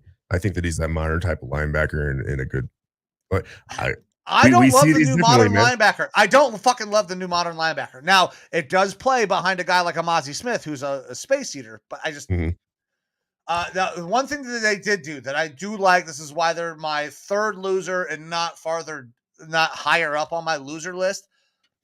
They get a guy who I think is going to be so much fun to watch in a Deuce Vaughn in the 6th round. I wasn't sure if Deuce was going to get selected. Drafted because by his father. He's so small. But that kid is going to be fucking electric. He's an electric factory. I cannot wait to see that kid return kicks. I do like that pick. But outside of that, I thought there were other needs on this Cowboys team that they really did not address. And that's why they make my 3rd loser. Did you watch the video of him getting drafted? I did not see the video of him getting drafted. No. Deuce I was at baseball practice. Deuce Vaughn's father is one of the lead scouts for the Cowboys. So he's the one that got to draft him. Jerry Jones was fucking crying. Like the entire room was all emotional about it. Okay, so losers, Cowboys. Winners, the Vaughn family. Yeah. It was an interesting pick. And I honestly, unfortunately, I disagree with you. I didn't mind their draft. Schoonmaker was a little bit high in the 2nd round, yes, but they needed a tight end. And maybe they like some of the traits in him. I thought that he was a 3rd round guy, so going late in the 2nd round is not terrible. Overshown, I'm cool with. Round 4, Viliami Fehoko. He was one of my sleepers at defensive end. I do like Viliami Fehoko a lot. So I'm happy with that. And then Deuce Vaughn fits in if you're going to have I didn't think that they went out and got a good starter at running back necessarily. That's the problem, is that at round 6, there were still guys there that I think were bell cow-esque, like a Dwayne McBride. And He went on and got Deuce Vaughn, which is a great guy for a platoon system. I think like a Deuce Vaughn would have fit in fantastic with a team like the Eagles or something like that likes to mix in guys. If the Cowboys want to switch that, cool, but you don't have that set up right now. You got Tony Pollard and Deuce Vaughn. Tony Pollard coming off of that injury. We'll see how that works out. Both but of which overall, seem more like change of pace, even though we've seen some other things in the last year. I like Deuce Vaughn. I don't love the draft. I understand that there's a couple guys in there that you like. For a team that is trying to compete and win the NFC, and they have to compete against the Eagles, I don't love what they did. Yeah. Well, that takes me to my team that I think did bad as well, had themselves a bad run of things, and that's the 49ers. I thought for sure you were going Packers here. I don't like the Packers draft, but I'm not going to sit there and beat on them. They have at least a couple picks that I can understand. Like Carl Brooks, I love. And I'm sad that they took him. And they got some good players. I just don't like the value that they took them at. It's the same thing with the Lions. I like a lot of their players. I don't like the value, but that doesn't necessarily make them one of the worst ones here. The 49ers, I thought did terrible. Like I thought they did really terrible. They started picking in the third round. Jair Brown, not a big fan of him at safety. Their next pick in the third round is kicker Jake Moody. Yeah, that was weird. Overvalued. Cameron Latu, not a big fan of him. Like I don't have him rated as a guy that should be going outside of or above the 5th round. Like I thought he was 6th, 7th round guy, and he ended up going day 2 in round 3. Daryl Luter Jr., no grade on him at all. Robert Beal Jr., no grade on him. D. Winters, was not a fan, had him as late. I like D. Winters. I had him as like a 6th, 7th round guy. I didn't think he was actually going to develop though. Like, okay. But then it's still Braden Willis, don't know him. Ronnie Bell, meh. Jalen Graham, meh. Like, I think that they had 1, 2, 3, 4, 5, 6, 7, 8, 9 picks, 3 of them in the 7th, 1 in the 6th, 2 in the 5th, 3 in the 3rd. Yes, they weren't picking very high, but again, this draft had a lot of decent guys in rounds 2 through 5 at least. And I don't feel like they really hit on anything. You take a kicker in the 3rd.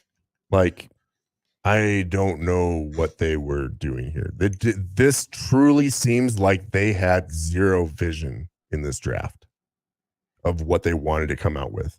I don't know if they know who they are because they don't know who quarterback is right now. Yeah. I mean, because Trey, you'd have to expect that Trey's going to start the season, right? Unless he gets traded. So. You would think that he's better than Darnold. Well, because Brock is not playing probably at all this year. It would be smart for Brock to not play at all. It's potential that Brock isn't going to play at all this year. I mean, the team thinks that he's going to be there after like 8 games, but and apparently it's a light Tommy John's. But still, Tommy John is Tommy John. You got to take the fucking ligament from one arm and put it in the other. There's no light. There's no Tommy John light. The team thinks that he's going to be good by week 8 or so, and he's been like, I don't know about that. Yeah, listen, when pitchers go out with Tommy John, it is a minimum of a year.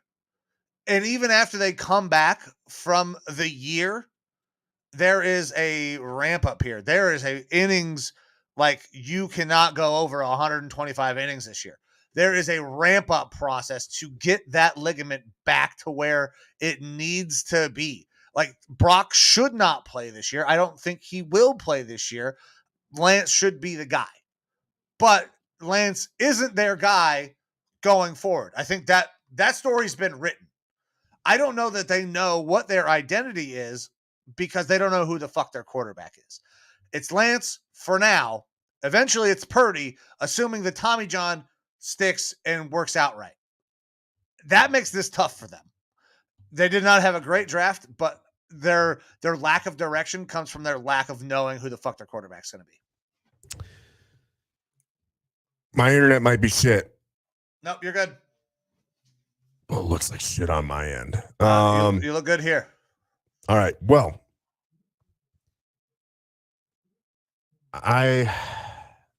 all those points about Brock Purdy, I don't know. I love Brock Purdy. I love the story behind him. I don't know if it's going to work out. I don't know that it's going to work out. You have Case Keenum took the Vikings in 2017 to the NFC Championship game. Yeah. It is possible to have 1 year flukes of greatness when you're surrounded by immense talent. Can lightning strike twice for Brock? That's the question, right? Can the 49ers afford to hope that it happens instead of seeking out their own destiny? They're in a win now window. And I don't know that there's any quarterbacks available to them other than maybe Kirk Cousins. And at this point, I don't think the Vikings are willing to trade him. No, because you guys couldn't get a quarterback that you wanted in this draft. So Kirk's staying. I mean, we got a quarterback that we wanted. From all intents and purposes, it sounds like we did want this guy. It's just he's not a guy that we're going to expect to develop into a starter. They would be very lucky if he did. So I don't know that if it's up to the trade deadline and the team looks like it's in a shit spot and needs to tank, I think that the Vikings would then be able to leverage Kirk Cousins for at least a first round pick. And they're already Sam Bradford went for Aaron Rodgers didn't go for a first round pick.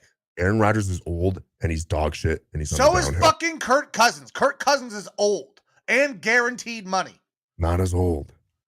And the guaranteed money is on the Vikings right now. Yeah, all that guaranteed money doesn't travel with him. Kyle Shanahan loves him. We took Sam Bradford for 2 firsts when Teddy went down. Yeah. So, in season, if the 49ers think, hey, we can win the Super Bowl this year, we're a quarterback away, I think that they would trade a first for Kirk Cousins. I do. And then if the Vikings are going to be that bad and we're tanking, that means a higher pick and another first-round pick. That's enough to possibly move up for Caleb Williams or something like that next year, or Drake May. Listen, I think Brock is better than Lance, but we also haven't really seen Lance have a full go. We really haven't had him. Yeah, he has not had the opportunity in 5 years. Exactly. And anytime you miss that much time of football, there's going to be a problem. Ask anybody who's not a massive Deshaun Watson homer. But all right. I don't like the 49ers draft. That's all I was going to get into with that. I think it's pretty bad. It'll be interesting. That's kind of the last quarterback thing to fall to see what's going to happen is what the 49ers are going to do. Because again, immensely talented team. They've got some options at quarterback. None of them seem great at this moment. So are they just going to ride with that? We'll see. Unless they want to try to pull Tom Brady out of retirement. That'd be interesting, I guess. I mean, you think they got to be kicking themselves right now for the Jimmy G situation, right? Maybe. But Jimmy G got you to the Super Bowl. He did. I mean, Jimmy G's not a world beater by any means, but he got you to the Super Bowl. Absolutely. All right, so let's break down our drafts. Your teams, my teams. We've talked a little bit about yours, so let's go ahead and let's finish your draft off. Tell me your grade for your team, guys that you love, guys that maybe you feel like it wasn't the right fit. I actually don't have anyone that I don't think is the right fit. I'm happy with the entire draft. Now, some of the guys I'm not like high on. I don't have immense expectations for them. And those guys are Jaquelin Roy out of LSU. I think that we need to take shots at some interior defensive guys. He has some tools there. We'll see if he develops, but I'm not like banging the table. I think he's going to be a starter or anything like that. Same with Jay Ward. He's a safety cornerback hybrid that we got in the 4th round. I'm okay with that. It's a developmental guy. He does not have to start right away. He is not going to come out and be a starting cornerback for us right away. He'd be low on that depth chart. He's low on the safety depth chart. So this is a guy that could be a special teamer, and maybe we're able to develop into something. But that hybrid flexibility fits in with Flores' system, so I'm okay with that. Mekhi Blackmon, I actually liked it quite a bit. He was rated lower on the consensus boards. Round 3 might be a little bit rich for him, but he's a good press man corner, a little bit handsy. He needs to work on that. But I am fine with Blackmon. And I expect him to come in and be 4th or 5th on the depth chart as of right now. And hopefully someone that we develop into a number 3 or 2 type of cornerback in the future. Now we get down to round 5. That's when we took our quarterback, Jaren Hall. I like Jaren Hall. Hey, keep going. I'm going to piss my pants. Do it. I gotta go pee. No, I'm not pissing my pants on the show. Oh. I like Jaren Hall. He probably does not project into becoming a future NFL starter, though I have found like 3 or 4 more reputable draft pundits out there who have said that of the late round quarterbacks that they think could hit and turn into a future average, above average starter, Jaren Hall is one of those guys. Now, people might just be taking takes here or there, but he's got a quick release arm. He's got a bit of a pitcher's motion. He does have some footwork stuff that he needs to work through, but he's mobile. He's accurate when he does have the good footwork. And he's a little bit older, but he's a gamer. He's a baller. He put up good numbers at BYU. And I believe they said that he had the highest or second highest S2 score, which if you put your marbles into that basket, that's a pretty good thing. I like Jaren Hall because it is extremely low risk in the 5th round. It is nice to have a developmental guy. I think that he can develop into, at worst, a good backup. One of the comps I saw for him was a less athletic, less talented Russell Wilson, which if you're able to hit that sort of a ceiling, that's amazing. So I like that we're giving ourselves some sort of options. I am hopefully optimistic that he could be a bridge after Kirk Cousins while we work on trying to find our next quarterback of the future. And then lastly, DeWayne McBride. I was so happy we got DeWayne McBride. He was the one guy that I wanted that was left. Not the one. There was a couple guys I would have been happy with, but DeWayne McBride in the 7th round to get him. I kept on saying DeWayne McBride, and then I saw the name pop across. I was like, oh, fuck yes, we got him. Because DeWayne McBride should not have gone in the 7th round. To me, the way that the running backs were drafted in this draft, he should have been a 3rd round pick, possibly even creep in the 2nd round. I think the guy is fantastic. He's an all-around back. He's a 3-down workhorse if you want him to be. We do not know what he can do as a receiver because UAB did not throw him the ball. They didn't throw their receivers the ball. So people will say he's just a runner. We don't know. Maybe he's got hands. No idea. We'll find out. We've got other guys on the team that can receive the ball in the backfield. But DeWayne McBride is a guy that I think the Vikings said we had a starter grade on him. He is a starting running back grade for our system. So he fits in well, at least in a platoon system. Like worst case, you get a good running back out of this. And I'm super happy that we got him in this platoon of now 4 guys. And we have to figure out what to do with Dalvin Cook because he did not get moved on draft day. And we talked a little bit about this yesterday. I'm not sure what's going to happen with him. I think that they've already had reports come out saying if he doesn't restructure or we can't get a trade worked out, we're going to release him. For Dalvin's sake, I think his camp needs to go to him and be like, hey, buddy, you are not going to get the sort of money that you're getting right now on the open market, especially after the draft. Most teams that had running back needs or that were in talks with the Vikings for trading for you got extra running back help in the draft. They're going to be happy with it.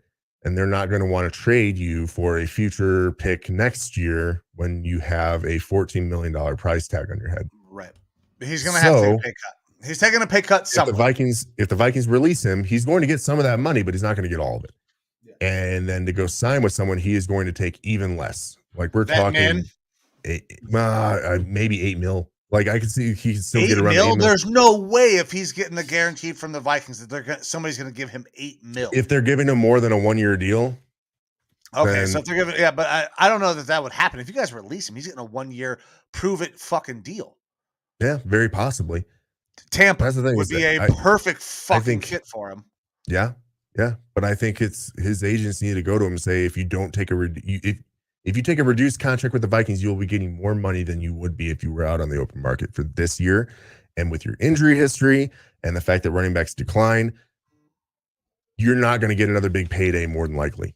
So if he wants to reduce and stay with the Vikings, I think the Vikings will do that to him or do that with him. Though I think the number probably dropped even more now that they've got McBride on the table. I think that they probably would have done like, hey, take yourself down from the 14 down to, maybe they would have worked with them at 10 million or 9 million just to be friendly. At this point, I think it's down even further. Yeah, I think it's down even further. So we'll see what happens. I expect that he's probably going to get released, which sucks because you don't get any sort of value for him. But other than the cap space that you get back.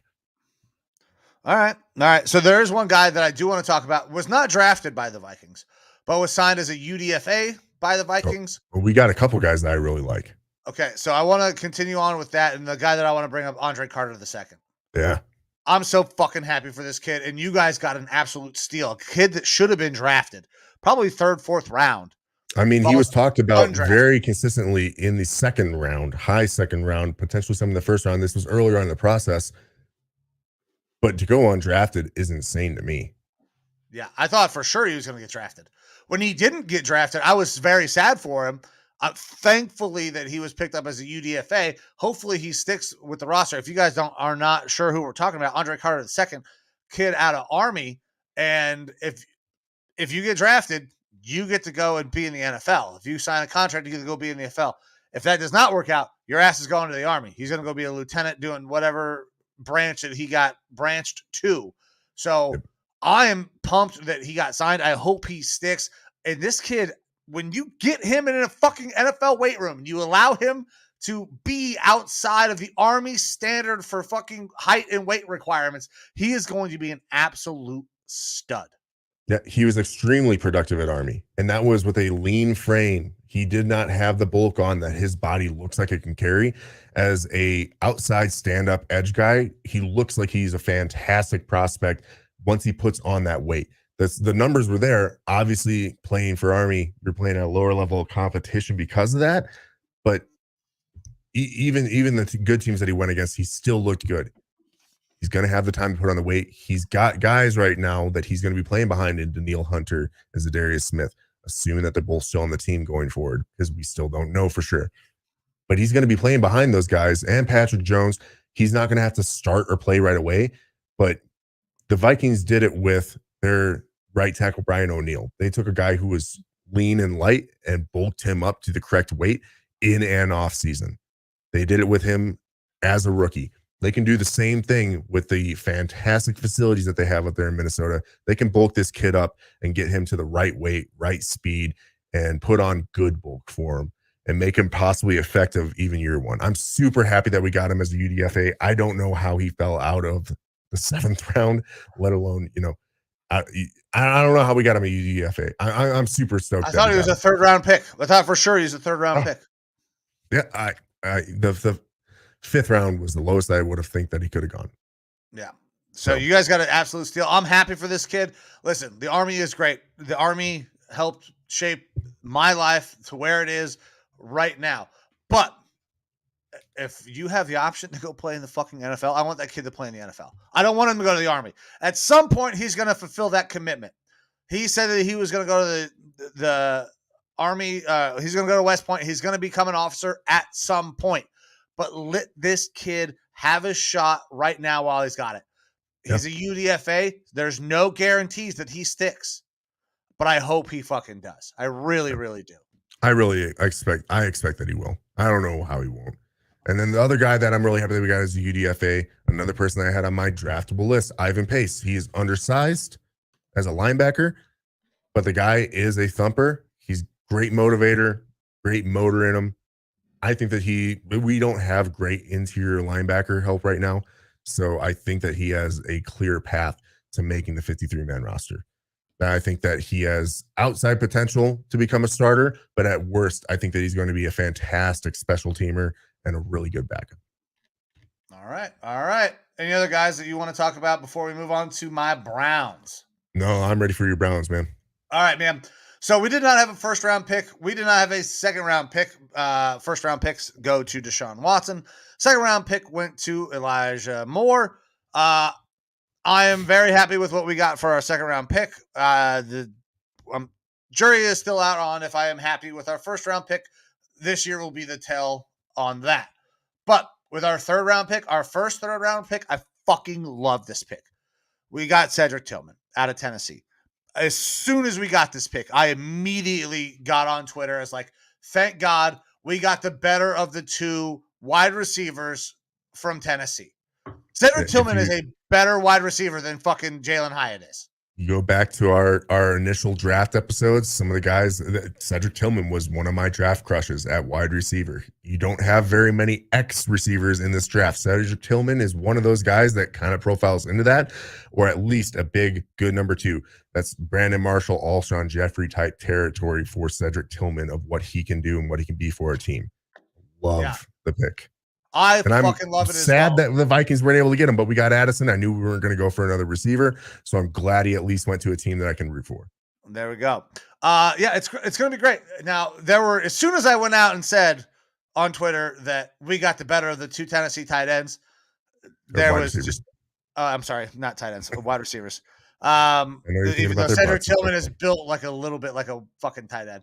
Marcus Colston. There was just upheaval. Browns fans hated this because they wanted Jalen Hyatt. They wanted the speed guy. We don't fucking need the speed guy. We got Elijah Moore. That is exactly what we went out and got Elijah Moore for. Discount Andre Johnson for you. Yes, like Works. This is going to be so fucking good. He is a good route runner. He is a big body. He stacks DBs so well and can win the deep ball. He is not going to beat you with blazing speed. He's going to run a 4.5. You know who else Huge runs catch 4.5? radius. Mike fucking Williams runs a 4.5. This is Mike Williams light. I love this pick. This is so much better than Jalen Hyatt. We have He likes to block. He does all of it. He's not a burner. He's not going to take the top off everything, but he's super, super solid as at least a number 2 receiver. I fucking love this pick. I cannot wait for Browns fans who are like, no, this is the wrong one. This is Jimmy's doing. Jimmy Haslam, notable fucking Tennessee Volunteer. Yeah, it probably was a Jimmy pick, but it's the right fucking pick. Finally, Jalen Hyatt would have. I don't love Jalen Hyatt. He is a one-trick pony. He's going to run in a straight line down the field. I already have a guy who can run in a straight line down the field, and he has bricks for fucking fingers. I don't want that guy anymore. I don't fucking need that guy. I have Elijah Moore.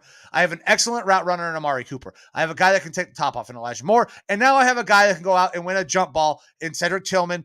And I'm going to be able to pair him with a Donovan Peoples-Jones because Donovan Peoples-Jones or Amari Cooper will not be back next year.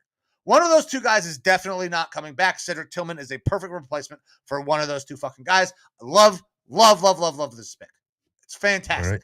And I wanted to be super emphatic about how much I love this pick because I fucking hate the next one. Siaki Ika is a massive, massive human being.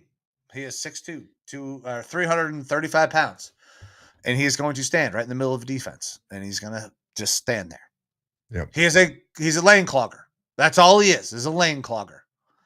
I don't understand why we do this. This is a Jim Schwartz pick because Jim Schwartz wants guys in the middle who clog the lanes so we can have a good run defense. We can play press man and all of that kind of stuff. I get it. I understand the fit. I really do. I get the fit. I just hate the player. I am not a Siaki Ika guy at all. I was a Siaki Ika guy at one point, and then as we broke down into the film more, every year in college he got worse. Yeah, he regressed every year. And he regressed in every single facet. There was nothing that he kind of terrible at the combine. The guy posted a fucking 2.6 RAS score. Yeah. You can't be much more unathletic. Yeah. He in the 3rd round, I'm okay with the value though. As a gigantic nose tackle, I'm okay with the value. Like, I don't absolutely hate the pick for you guys. Now, when we're talking about other guys that were available, yeah, there's probably other guys that were available that would have liked better. Adebaware. Yeah. That's who I wanted. That's who I was fucking smacking the table for. Yeah. It didn't happen, though. Didn't happen. But at the end of the day, I'm not completely against Siaki Ika. Like, I don't like it at all. He's okay value in the 3rd round, I think. God, I don't love it at all. However, we back it up in the 4th round. DeJuan Jones, this is a pick I do like. Listen, do I expect DeJuan Jones to come in and immediately be a contributor on this offensive line? No, because our offensive line is fantastic. But Jack Conklin is oft injured. Like, he is always fucking hurt. Jedrick Wills is a guy that we're not sure if he is going to be the future at left tackle. DeJuan Jones is a guy that can come in, he can be a swing tackle, can take over at left or right tackle, depending on injuries or dog shit play, depending on what it is week in, week out. I like this. 4th round, good with that. DeJuan Jones, I had around a 3rd, 4th round grade. This makes sense to me. I'm okay with it. And he's a mountain of a man. He is so fucking big. He makes Siaki Ika look like he's little. Yeah. That's how fucking big DeJuan Jones is. I expected Juwan Jones to go in the second just because of positional value with tackles. I thought that there was a clear difference between Juwan Jones being, I believe, the 5th rated tackle or so, and the next guys. Like, I thought that there was a big gap. I like Juwan Jones as a developmental guy with a very high ceiling as being, I think, right tackle is best for him. Yeah, he should be a right Getting tackle. him He in the should not be a 4th left. round, I feel like was a steal. Yeah. I thought worst case 3rd round, but I expected him to go somewhere in the mid-second, and you guys don't have to start him right away. And you have No, a he's pretty going good- to come in hey, and he'll be a swing tackle immediately. you have a decent offensive line coach, who can Bill probably Callahan, coach him up. only the best in the league. Yeah. So he can probably coach him up into being a pretty good tackle. So Yeah. a outstanding value in the 4th round. Yeah, so I love that pick. Moving on to the 4th, Isaiah McGuire. Listen, the kid's got bend. He played in the SEC too and was very productive. It just doesn't necessarily have the motor that I love. He's going to be a contributor. He's going to be a rotational piece once we get in the 4th round. Edge rushers, rotational piece. Listen, we got Myles Garrett. We go out and we sign Obo in the offseason. Those are going to be our starters. This is a good depth piece. I'm okay with that. I don't have too many negatives, but I also don't have too many positives. He's a guy who's going to be able to help out in situational pass rushes, depending on his rotation. Yeah, I think that he's a good power rusher. He's a good run defender. He's an okay pass rusher, but in the 4th round, you're not talking about a guy that you're expecting to come in and be a day one starter by any means. I think he's very good value where you guys got him. Go ahead. Next, you got a quarterback. Oh yeah. So this pick DTR. I love. Yeah. And I know you were pissed off when you saw this happen. Yeah, I mean, I've cooled off in a little bit. I had done more work on DTR, and so I liked DTR more than Jaren Hall. But I am not against Jaren Hall, and I'm not against DTR going to you guys. I like DTR. He's at least a good backup. Yeah, so this is the perfect backup for Deshaun Watson. Like, they are very similar in their play style. The kid is uber accurate, and he played at UCLA. He's an all-time passing leader at UCLA. There's some good quarterbacks that have come out of that that program. He is smart with the ball for the most part. He can run the ball a little bit. None of the elite physical traits, but we don't need a quarterback, right? We're expecting Deshaun Watson to go back and be at a minimum average to above average quarterback play. I don't know that he will ever be elite again, but I can reasonably expect that he will be above average quarterback play in the NFL. Yeah, I think that he could be as good, if not better, than Pro Bowler Tyler Huntley. Yeah. So DTR, I believe, is going. Jesus Christ. I believe DTR is going to be a great backup. Kellen Mond is gone. That's done. That's over with. That experiment lasted. I mean, he's still there right now. Yeah, for now. We need camp arms. But DTR will make the roster, or he will go to the practice squad as quarterback 3. I like this pick. It's smart. We don't know what Deshaun's going to be, but everybody's expecting Deshaun to be good. If for some reason he is great and Deshaun decides to move on eventually, DTR is a guy that you bring in, can be a bridge, could be a solid backup for you, and you don't have to change your scheme. You don't have to change your system. I like this pick. Yeah, I'm happy for you guys to get him. This pick, and I don't think most people knew about this kid. I love this pick, especially because of the scheme fit. Cameron Mitchell.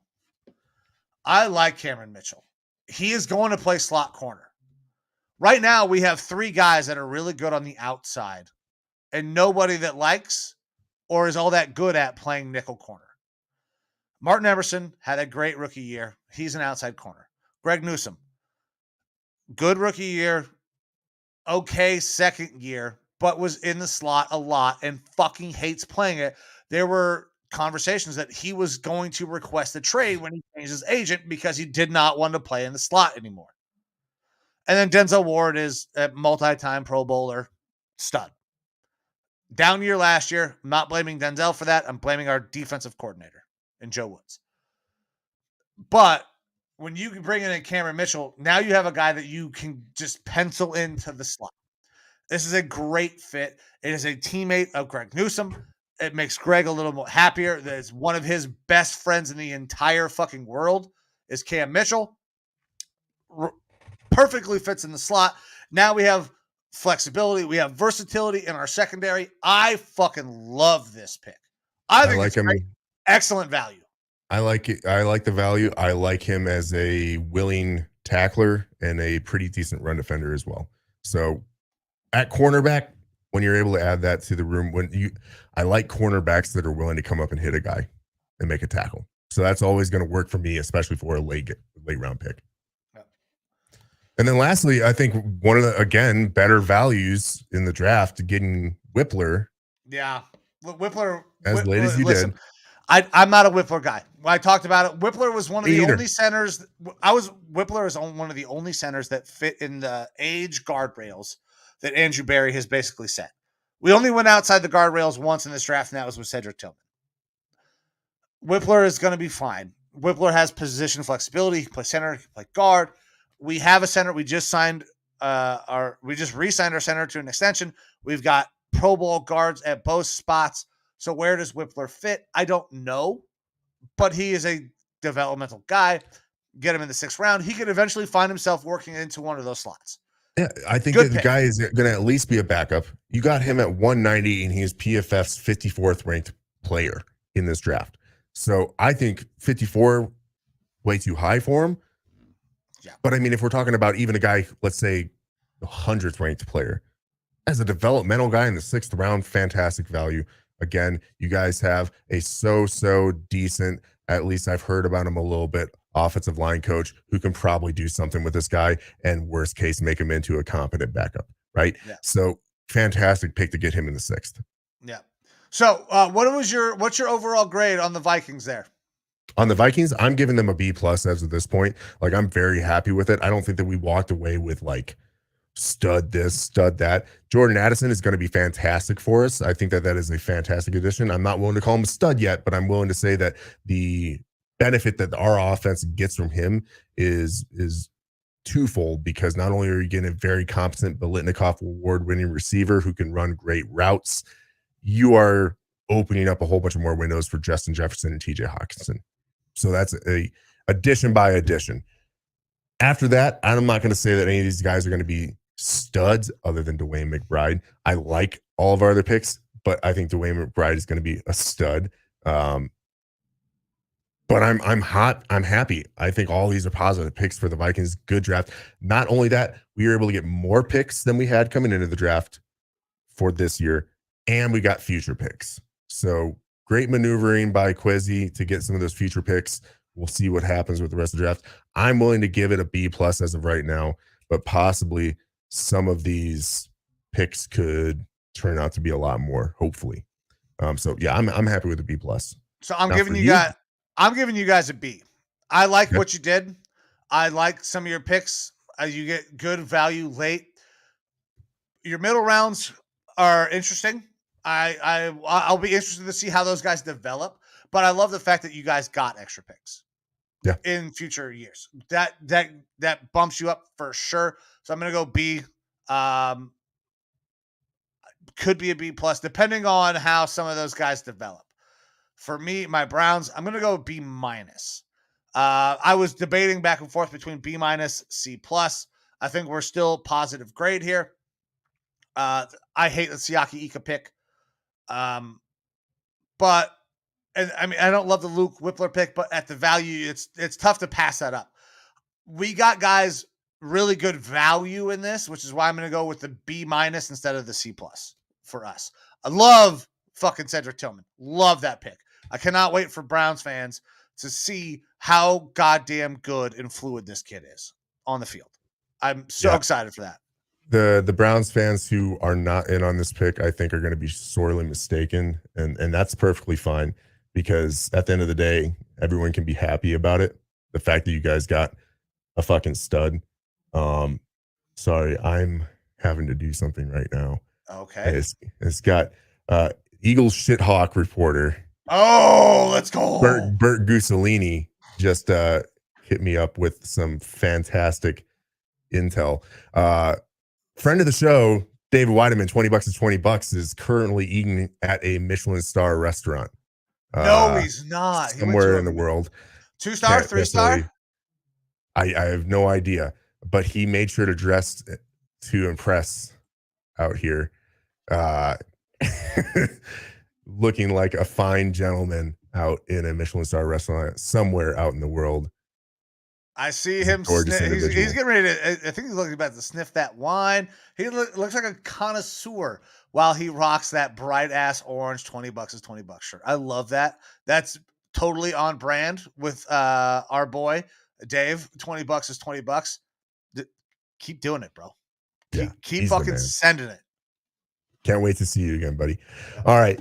Again, though, for your draft, I'm actually I think you guys did a pretty good job. I'm at the B plus range as well for you guys. I think that we both had solid drafts. We both got some solid role players. You guys doing what you did without having a first or second round pick, really admirable. Getting Cedric Tillman. Again, a guy I thought Cedric Tillman and Jonathan Mingo, same class of player, same area. I thought they both were worthy of mid to high second round picks. So getting Cedric Tillman there in the third, fantastic value. I still like the value of Ika, even though I'm not big on him. And then DeJuan Jones, great value. You keep hearing this. Good value, good value, good value. You got a bunch of guys that had fallen, are going to be good value for you. And worst case, they don't work out and you didn't have to spend a high round pick on them. Like but best case, these guys are probably, you have multiple players that you got that should have been potentially up to second round value. So solid draft. I'm in that B plus range for you guys as well. All right. Anything else before we get the fuck out of here? I got a birthday party to get to. G's birthday party kicked off about 15 minutes ago, and I'm late. Oh, fuck. Well, yeah, go ahead and get out of here, brother. All right, guys. Hey, this is the Lineman Lounge. I am Mike. That is Evo. If you want to follow the show, interact with the show, go to the Facebook. We have a group and page. Twitter, at Lineman Lounge. The Instagram, TikTok, all of that shit. If you want to listen to our beautiful voices, go to anywhere podcasts are found. If you want to watch us, go to YouTube. Like, subscribe. Make sure you hit the bell so you get notifications every time that we go live. I appreciate you guys. I love you guys. I gotta get the fuck out of here. See ya.